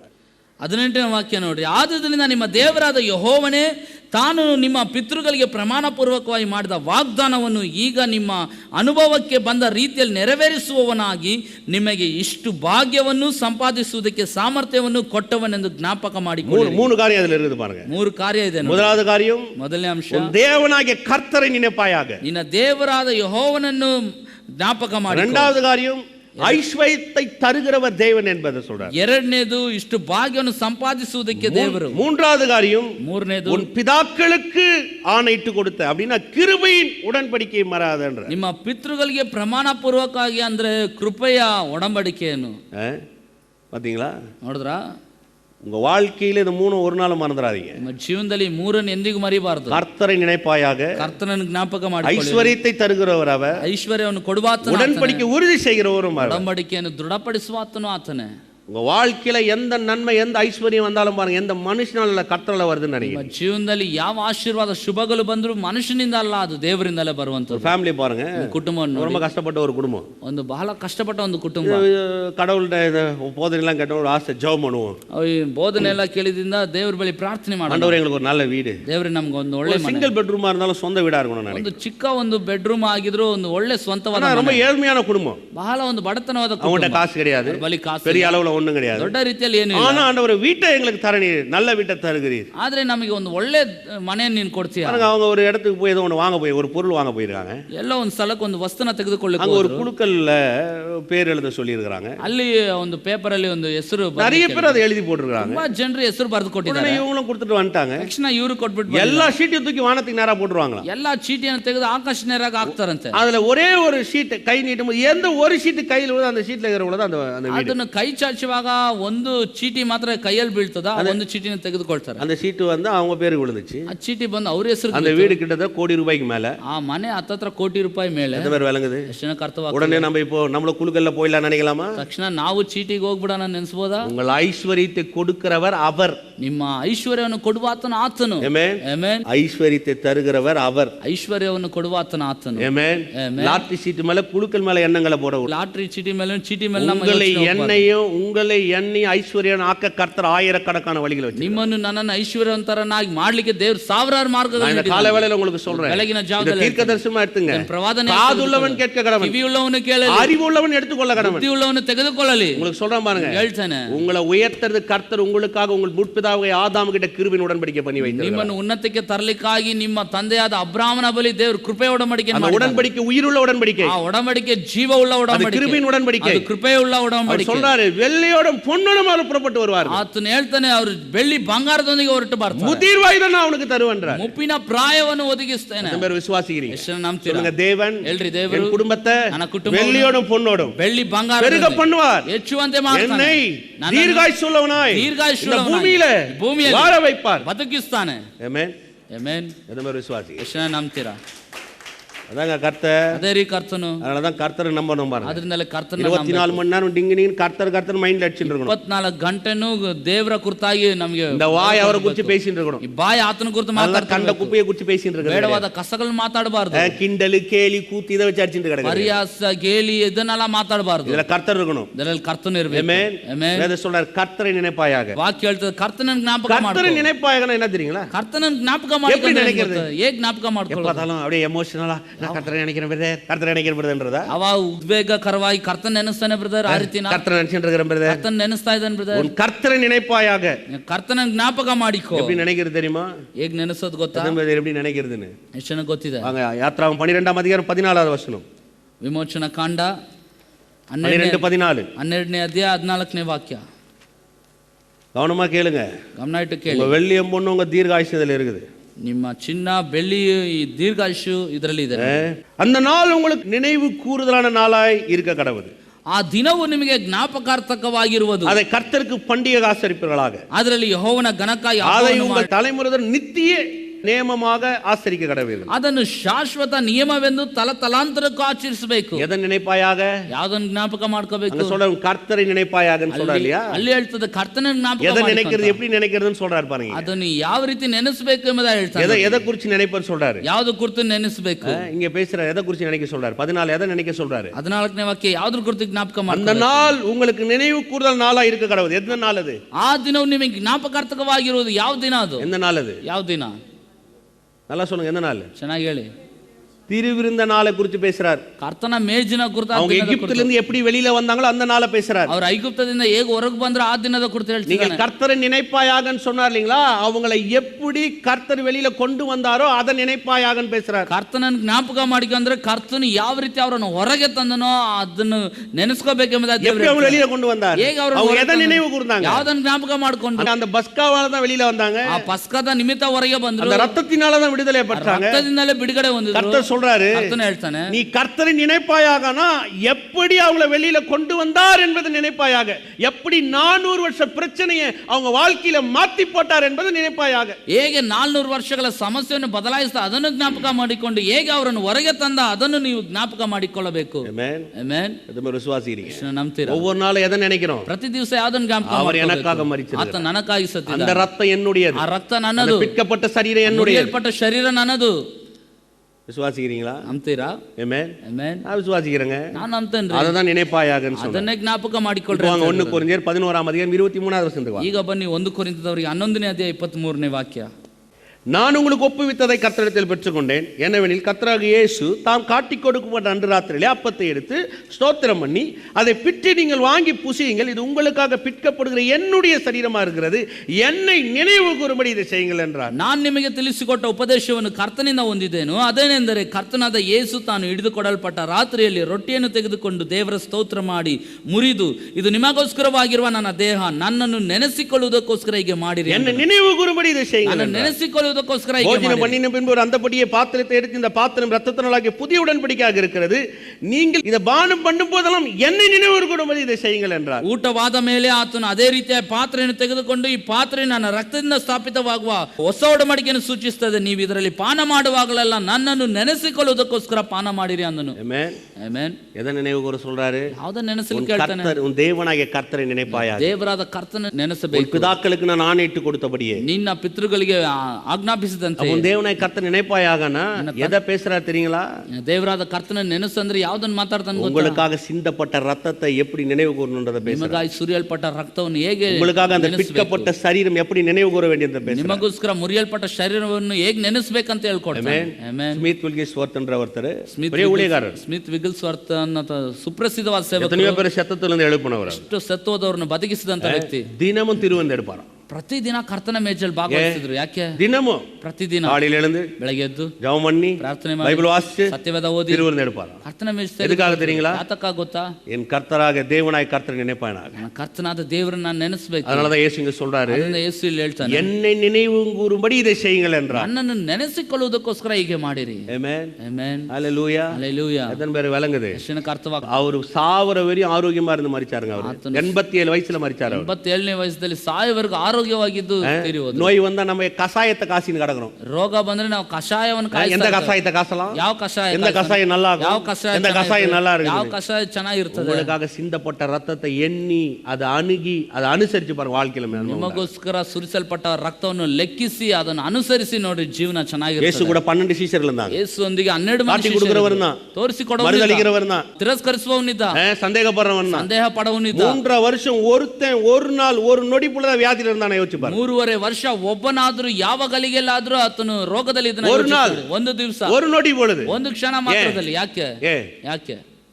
ஒரு நாள் கூட வியாதியில கிடையாது. ಒಂದು ದಿವಸ ஒரு ರೋಗದಲ್ಲಿ சீஷனுக்கு தலைவலி வந்தது ಒಬ್ಬ கிடையாது. ಶಿಷ್ಯನಿಗೆ ஒரு ತಲೆನೋವು சீஷனுக்கு ಬರಲಿಲ್ಲ. கால் வலிக்குது, இயேசுவே நீங்க போயிட்டு வாங்க நான் நாளைக்கு வந்தேன்னு ಒಬ್ಬ சொன்னது கிடையாது. ಶಿಷ್ಯನ್ ನಾನು ಕಾಲು ನೋವ್ತಿದ್ದೆ ನಾಳೆ ಬರ್ತೇನೆ ಹೋಗ್ಬಿಟ್ಟು. ஒரு சீஷன் கூட வியாதியில படுத்தது ಒಬ್ಬ கிடையாது. ಶಿಷ್ಯನ ರೋಗದಿಂದ ಬಿದ್ದಿಲ್ಲ. ಯಾಕೆ? இயேசுவோடு கூட இருந்தாங்க. ಯೇಸು ಒಂದಿಗೆ ಇದ್ದರು. நான் உங்களுக்கு சொல்றேன், ನಾನು ನಿಮ್ಗೆ ಹೇಳ್ತೇನೆ, உங்களுக்காக சிந்தப்பட்ட ரத்தம், உங்களுக்காக பிற்கப்பட்ட சரீரத்தை நீங்க நினைவு கூறதான் கர்த்தரை நினைவு கூறதுக்கு சமம். ನಿಮಗೋಸ್ಕರ ಮುರಿಯಲ್ಪಟ್ಟ ಶರೀರ, ಸುರಿಸಲ್ಪಟ್ಟ ರಕ್ತವನ್ನು ನೆನೆಸಿಕೊಳ್ಳುವುದೇ ಕರ್ತನನ್ನು ನೆನೆಸಿಕೊಳ್ಳುವುದಕ್ಕೆ ಸೂಚನೆ ಆಗಿದೆ. ಆಮೆನ್. அது மாதிரி விசுவாசிக்கிறீங்க. ಯೆಶುವಿಗೆ 26வது வசனம். 26ನೇ ವಾಕ್ಯ. ஆகையால் நீங்கள் இந்த அப்பத்தை புசித்து இந்த பாரத்தில் பண்ணும்போது கர்த்தர் வரும் அவருடைய மரணத்தை தெரிவிக்கிறீர்கள். ನೀವು ಈ ರೊಟ್ಟಿಯನ್ನು ತಿಂದು ಪಾತ್ರೆಯಲ್ಲಿ ಪಾನ ಮಾಡುವಷ್ಟು ಸಾರಿ ಕರ್ತನ ಮರಣವನ್ನು ಆತನು ಬರುವ ತನಕ ಪ್ರಸಿದ್ಧಿ எப்படி மரணத்தை நம்ம தெரிவிக்கிறோம்? ಹೇಗೆ ಮರಣವನ್ನು எப்படி ಪ್ರಸಿದ್ಧಪಡಿಸ್ತೀವಿ? தெரிவிக்கிறோம்? ಹೇಗೆ ಪ್ರಸಿದ್ಧಪಡಿಸ್ತೀವಿ? இஸ்ரவேல் ஜனங்களை பாருங்க. ಇಸ್ರಾಯೇಲ್ ಜನರನ್ನು ನೋಡಿ. இஸ்ரவேல் 30 லட்சம் பேர் இருந்தாங்க. ಇಸ್ರಾಯೇಲ್ ಜನರಲ್ಲಿ 30 ಲಕ್ಷ நிறைய ಜನ வியாதியோட இருந்திருப்பாங்க. ತುಂಬಾ ರೋಗದಲ್ಲಿ ಇದ್ದಿರಬಹುದು. இப்போ அந்த பஸ்காவை அனுசரிக்கிறான். ಈಗ ಪಸ್ಕೋನ ಆಚರಿಸ್ತಾರೆ. இப்போ வெளியில வரான். ಈಗ ಹೊರಗೆ ಬರ್ತಾನೆ. எல்லாரும் வேதம் சொல்லுகிறது சங்கீதம் 105:37 அவர்கள் ஒருவனும் பலவீனப்பட்டவர்கள் இல்லை. 105:37 ಇರ್ತವೆ. ಆದ್ರೆ ಅವರಲ್ಲಿ ಒಬ್ಬರು ಬಲಹೀನರಾಗಿದ್ದಾರೆ. இப்போ எகிப்துல எல்லாம் புறப்பட்டு வெளியில வராங்க. ಐಗುಪ್ತದಿಂದ ಎಲ್ಲರೂ ಹೊರಗೆ ಬರ್ತಾ ಇದ್ದಾರೆ. இப்போ எகிப்தில எல்லாம் பார்க்கறாங்க. ಐಗುಪ್ತವರು ಎಲ್ಲರೂ ನೋಡ್ತಾರೆ, இவன் நொண்டியாச்சே, ಇವನು ಕುಂಟನಲ್ವಾ, இவன் முடவனாச்சே, ಇವನು இவனுக்கு ಕುಂಟನಲ್ವಾ, ஆஸ்மா வியாதியாச்சே, ಇವನಿಗೆ ಆಸ್ತಮಾ ವ್ಯಾಧಿ ಅಲ್ವಾ, இவனுக்கு கண்ணு சரி கிடையாது, ಇವನಿಗೆ ಕಣ್ಣು ಸರಿ இவன் ಇಲ್ವಾ, நடக்க முடியாதவனாச்சே. ನಡಿಲಿಕ್ಕೆ ಆಗದವನಲ್ವಾ. அப்படி வரலங்க. ಆ ರೀತಿ ಬರಲಿಲ್ಲ. அவங்க வெளியில வரும்போது எல்லாரும் பலத்தோட வெளியில வந்தாங்க. ಹೊರಗೆ ಬರುವಾಗ ಎಲ್ಲರೂ ಬಲದೊಂದಿಗೆ ಬರ್ತಾ ಇದ್ದಾರೆ. கர்த்தருடைய மரணத்தை முழு எகிப்துக்கு அவங்க தெரிவிச்சாங்க. ಕರ್ತನ ಮರಣವನ್ನು ಇಡೀ ಐಗುಪ್ತ ದೇಶಕ್ಕೆ ತೋರಿಸಿದ್ರು. ஹalleluya. ಹalleluya. எத்தனை பேர் விளங்குது? ಎಷ್ಟು ಜನಕ್ಕೆ ಅರ್ಥವಾಗ್ತದೆ? சொல்லுங்க, கர்த்தருடைய மரணத்தை ಕರ್ತನ நான் ಮರಣವನ್ನು தெரிவிப்பேன். ನಾನು ಪ್ರಸಿದ್ಧಿಪಡಿಸ್ತೇನೆ. ತೋರಿಸ್ತೇನೆ. உங்களுக்கு 60 ವಯಸ್ಸು ಆச்சுன்னு வைங்க, ನಿಮಗೆ 60 ವರ್ಷ ஹாஸ்பிடலுக்கு போறீங்க, ಆಸ್ಪತ್ರೆಗೆ டாக்டர் செக் பண்றாரு, ಡಾಕ್ಟರ್ ಚಿಕಿತ್ಸೆ ಕೊಡ್ತಾರೆ. சொல்றாரு, என்னப்பா ரொம்ப ஆரோக்கியமா இருக்கீங்க, ಅವ್ರು ಹೇಳ್ತಾರೆ ಏನಪ್ಪ ಆರೋಗ್ಯವಾಗಿದ್ಯಾ, உங்க சரீரம் ரொம்ப ஆரோக்கியமா இருக்குது, ಶರೀರ ಆರೋಗ್ಯ, எந்த பலவீனமே இல்லையே, ಯಾವ ಬಲಹೀನತೆ எப்படி இப்படி இருக்கிற, ಹೇಗೆ ಈ ರೀತಿ ಇದೆಯಾ? அப்ப அவர்ட்ட சொல்றீங்க, ಆಗ ಅವ್ರ ಬಳಿ ಹೇಳ್ತೀರಾ, அவருடைய ரத்தம், ಆತನ ರಕ್ತ, அவர் சரீரம் எனக்காக ಆತನ ಶರೀರ ನನಗಾಗಿ ஹalleluya. ஹalleluya. கர்த்தருடைய மரணத்தை எப்படி தெரிவிக்கிறது தெரியுங்களா? ದೇವರ ಮರಣವನ್ನು ಹೇಗೆ உங்களுடைய நிறைவு, ಪ್ರಸಿದ್ಧಪಡಿಸುತ್ತಾರೆ? உங்களுடைய சுகம், உங்களுடைய வெற்றி தான் கர்த்தருடைய மரணத்தை இந்த உலகத்துக்கு தெரியும். ಪೂರ್ಣವಾದ ಆಯುಸ್ಸು, ನಿಮ್ಮ ಪೂರ್ಣವಾದ ಆರೋಗ್ಯನೇ ದೇವರ ಮರಣವನ್ನು ಲೋಕಕ್ಕೆ ಪ್ರಸಿದ್ಧಪಡಿಸುತ್ತದೆ. நம்ம விசுவாசிக்கிறீங்க? ನಂಬ್ತೀರಾ? அந்த படத்தை பாப்பீங்களா, எக்ஸோடஸ், அந்த யாத்ராகமம், ವಿಮೋಚನ ಕಂಡ, மோசேயுடைய படத்தை பார்த்தீங்கன்னா ஒரு கேள்வியை அப்படியே கோல்ல வச்சு தூக்கின்னு வந்த மாதிரி அப்படியெல்லாம் கிடையாது. ಆ ಚಿತ್ರ ನೋಡಿದ್ರೆ ಮೋಶೆ ಒಂದು ಮುದುಕಿನ ಒತ್ಕೊಂಡು ಬಂದಾಗ 4 பேர் அப்படியே தூக்கின்னு வந்தோம், அப்படியெல்லாம் கிடையாது. 4 ಜನರು ಒತ್ಕೊಂಡು ಬಂದಾಗ 105:37 சொல்லுகிறது, 105:37 ಹೇಳ್ತದೆ, அவர்களில் ஒருவனும் பலவீனப்பட்டான். ಅವರಲ್ಲಿ ಒಬ್ಬರು ಬಲಹೀನರಾಗಿರಲಿಲ್ಲ. பழைய உடன்படிக்கிற நிழல்லையே இதை அனுசரிச்ச 30 லட்சம் பேர் பலவீனம் இல்லாம தரித்திரம் இல்லாம வாழ்ந்தான்னு சொன்னா, ಹಳೆ ಒಡಂಬಡಿಕೆ ನೆರಳಲ್ಲಿ ಬದುಕಿದವನೇ ಯಾವ ಒಂದು ಬಡತನ ರೋಗ ಇಲ್ಲದೆ ಬದುಕಿದಾನ ಅಂತ ಹೇಳ್ತಾರೆ. அது நிழல், ಅದು ನೆರಳು, இது நிஜம். ಇದು ನಿಜ. நிழலுக்கு அதிக சக்தி, நிஜத்துக்கு அதிக சக்தியா? ನೆರಳಿಗೆ ಅಧಿಕವಾದ ಶಕ್ತಿನ ನಿಜತ್ವಕ್ಕೆ ಅಧಿಕವಾದ ಶಕ್ತಿ. நிழல்ல இருந்தவனே 30 லட்சம் பேர் பலவீனத்தோட இல்ல தரித்திரத்தில் இல்லன்னு சொல்லும் போது, ನೆರಳಲ್ಲಿ ಇದ್ದಂತ 30 ಲಕ್ಷ ಜನರೇ ಬಡತನದಲ್ಲಿ ರೋಗದಲ್ಲಿ ಇಲ್ಲ ಅಂತ ಹೇಳುವುದಾದ್ರೆ, நிஜத்துல இருக்கிற நான் அதை விட எவ்வளவு பலத்தோட, எவ்வளவு செல்வ செழிப்போட, எவ்வளவு நிறைவோட வாழ முடியும்? ನಿಜತ್ವದಲ್ಲಿ ಇರುವಂತ ನಾನು ಎಷ್ಟು ಒಂದು ಬಲದೊಂದಿಗೆ, ಆರೋಗ್ಯದೊಂದಿಗೆ, ಸಂಪತ್ತೊಂದಿಗೆ ನಾನು ಇರ್ಲಿಕ್ಕೆ ಆಗ್ತದೆ. Amen. Amen. Hallelujah. Hallelujah. கரங்களை உயர்த்தி சொல்லுங்க, ಕೈಗಳನ್ನ ಎತ್ತಿ ಹೇಳಿ, ನಾನು பலவீனமானவன் அல்ல, ಬಲಹೀನನಲ್ಲ, அவருடைய ரத்தம், ಆತನ ರಕ್ತ என்னுடையது, ನನ್ನದು, அவருடைய சரீரம், ಆತನ ಶರೀರ எனக்காக பிற்கப்பட்டது, ನನಗಾಗಿ ಮುರಿಯಲ್ಪಟ್ಟಿದೆ, ನಾನು கிருபையின், ಕೃಪೆಯ, உடன்படிக்கையின் ಒಡಂಬಡಿಕೆ கீழாக வாழ்கிறவன், ಬದುಕುವವನು ನಾನು, என் தேவனாகிய ದೇವರಾದ கர்த்தரை ಕರ್ತನಿಂದ நினைப்பேனாக, ஞாಪಿಸಿಕೊಳ್ಳುತ್ತೇನೆ. ஹalleluya. Hallelujah. அவர் ಆತನು என்னுடைய பலவீனங்களை ನನ್ನ ಬಲಹೀನತೆಗಳನ್ನು ஏற்றுக்கொண்டு ಸ್ವೀಕರಿಸಿ, என் தரித்திரங்களை ಬಡತನವನ್ನು சுமந்து ಹೊತ್ತು தீர்த்தார். ತೀರಿಸಿದಾನೆ. ஹalleluya. Hallelujah. கரங்களை தட்டி தேவனை மகிமைப்படுத்துவோம். ಕರಗಳನ್ನು ತಟ್ಟುತ್ತಾ ದೇವರನ್ನು ಘನಪಡಿಸೋಣ. Amen. Amen. கரங்களை வைத்து வாயிலிருந்து நன்றி சொல்லுங்க. ಕೈಗಳನ್ನ ಎತ್ತಿ ಬಾಯಲ್ಲಿ ತರ ಸ್ತೋತ್ರ ಮಾಡಿ, ஓ நன்றி கர்த்தா, ವಂದನೆ ದೇವರೇ, ஓ உம்மை துதிக்கிறோம். ನಿನ್ನ ಸ್ತುತಿಸ್ತೇವೆ. கிருபை உள்ளவரே உமக்கு நன்றி. ಕೃಪೆಯುಳ್ಳ ಆತನೇ ಸ್ತೋತ್ರ. கிருபை உடன்படிக்கையின் கீழாக கொண்டு வந்தவரே உமக்கு நன்றி. ಒಡಂಬಡಿಕೆ ಕೆಳಗಾಗಿ ತಂದಾತನೇ ಸ್ತೋತ್ರ. எங்களுக்கு நன்மை செய்தவரே உமக்கு நன்றி. ಶುಭವನ್ನು ಮಾಡುವ எங்களை பலப்படுத்தினவரೇ உமக்கு நன்றி. ಬಲಪಡಿಸುವ ಆತನೇ ಸ್ತೋತ್ರ. கால வேளைக்காக உம்மை ಈ ஸ்தோத்திரிக்கிறோம். ಬೆಳಗಿನ ಜಾವಕ್ಕಾಗಿ வந்திருக்கிற ஒவ்வொருத்தரும் உம்முடைய கரத்தில் ஒப்புக்கொடுக்கிறோம். ಒಬ್ಬೊಬ್ಬರನ್ನ ಆಶೀರ್ವದಿಸು. கர்த்தாவே, இந்த குடும்பங்கள் ஆசீர்வதிக்கப்படட்டும். ಕುಟುಂಬಗಳ நன்மை ಆಶೀರ್ವಾದ உண்டாகட்டும், ಶುಭ மேன்மை ಉಂಟಾಗಲಿ, உண்டாகட்டும், ಶ್ರೇಷ್ಠತೆ வெற்றி ಉಂಟಾಗಲಿ, உண்டாகட்டும், ಜಯ உயர்வு ಉಂಟಾಗಲಿ, உண்டாகட்டும். ಉನ್ನತ ಉಂಟಾಗಲಿ. கர்த்தர் பெரிய காரியத்தை செய்யும். ದೊಡ್ಡ ಕಾರ್ಯಗಳು ಮಾಡು. ஆண்டவரே, இந்த குடும்பங்கள் ದೇವರೇ, ಕುಟುಂಬಗಳು வேதத்துல வாசிக்கிறோம் ஆண்டவரே. ವಾಕ್ಯದಲ್ಲಿ ನೋಡ್ತೇವಲ್ಲ, நீர் ஆபிரகாமுக்கு செய்த உடன்படிக்கை ಅಬ್ರಾಮನಿಗೆ இந்த ಮಾಡಿದ குடும்பத்தோடு கூட பண்ணி இருக்கிறீர் ஆண்டவரே. ಕುಟುಂಬಗಳೊಂದಿಗೆ ಮಾಡಿದ್ದೀಯ. இவங்க ஆண்டவரே, இவங்க கோத்திரத்துல ஒருவரும் பலவீனப்பட்டவர்கள் ಇವರ ಗೋತ್ರಗಳು ಒಬ್ಬರು ಬಲಹೀನರಾಗಿರಬಹುದು. பொண்ணுகளோடு தங்கம் கர்த்தாவே, கிருபை நீ நல்ல வீடுகளை கட்டுவாய்ன்னு சொன்னீர். ಒಳ್ಳೆ ಮನೆಗಳನ್ನು ಕಟ್ಟುತ್ತಾರೆ. நாடு மானின் திரட்சி உனக்கு உண்டாகும் ಕುರಿದನಗಳ ಹೆಚ್ಚುವಿಕೆ ಉಂಟಾಗುತ್ತದೆ ಅಂತ ಹೇಳಿ, வெள்ளியும் பொன்னும் உனக்கு மிகுதியாய் பெருகும் ಬೆಳ್ಳಿ சொன்னீர். ಬಂಗಾರ ನಿನಗೆ ಅಧಿಕವಾಗಿ ವೃದ್ಧಿಯಾಗುತ್ತದೆ. இருக்கிற ஒவ்வொருத்தர் மேலேயும் அந்த வாக்குத்தத்தத்தை கட்டவிழ்க்கிறேன். ಇರುವ ಪ್ರತಿಯೊಬ್ಬರ ಮೇಲೆ ಆ ವಾಗ್ದಾನವನ್ನು ಬಿಚ್ಚುತ್ತೇವೆ. ஆபிரகாமுக்கு உண்டான ஆசீர்வாதம் கிறிஸ்து இயேசு மூலமா இங்க இருக்கிற ஒவ்வொருத்தர் மேலும் பலிப்பதாக. ಅವನಿಗೆ ಉಂಟಾದ ಆಶೀರ್ವಾದ ಕ್ರಿಸ್ತ ಯೇಸುವಿನ ಮುಖಾಂತರ ಇಲ್ಲಿ ಇರುವ ಪ್ರತಿಯೊಬ್ಬರಿಗೆ ಫಲಿಸಲಿ ಸ್ವಾಮಿ. பெரிய காரியத்தை ದೊಡ್ಡ ಕಾರ್ಯಗಳು ಮಾಡು. ಯೇಸು ಕ್ರಿಸ್ತನ ವಲ್ಲಮುಳ್ಳ ನಾಮத்தில் ಯೇಸು ಕ್ರಿಸ್ತನ ಶಕ್ತಿಯುತ நன்றி சொல்லி ನಾಮದಲ್ಲಿ ஜெபிக்கிறோம் ஜீவனால. ವಂದಿಸಿ ಪ್ರಾರ್ಥಿಸುತ್ತೇವೆ ಜೀವವುಳ್ಳ ತಂದೆಯೇ. கர்த்தராகிய இயேசு கிறிஸ்துவின் கிருபை, ಕರ್ತನಾದ ಯೇಸು ಕ್ರಿಸ್ತನ பிதாவாகிய தேவனுடைய ಅನ್ಯೋನ್ಯ, ತಂದೆಯಾದ ದೇವರ ಪ್ರೀತಿ, பரிசுத்தாவின் ಅನ್ಯೋನ್ಯ, ಪರಿಶುದ್ಧಾತ್ಮನ ಅನ್ಯೋನ್ಯತೆ இன்றும் என்றும் சதா காலம் ಇಂದು ಎಂದು ಸದಾ ಕಾಲ ನಿಮ್ಮೆಲ್ಲರೊಂದಿಗಿರಲಿ. ಆಮೆನ್.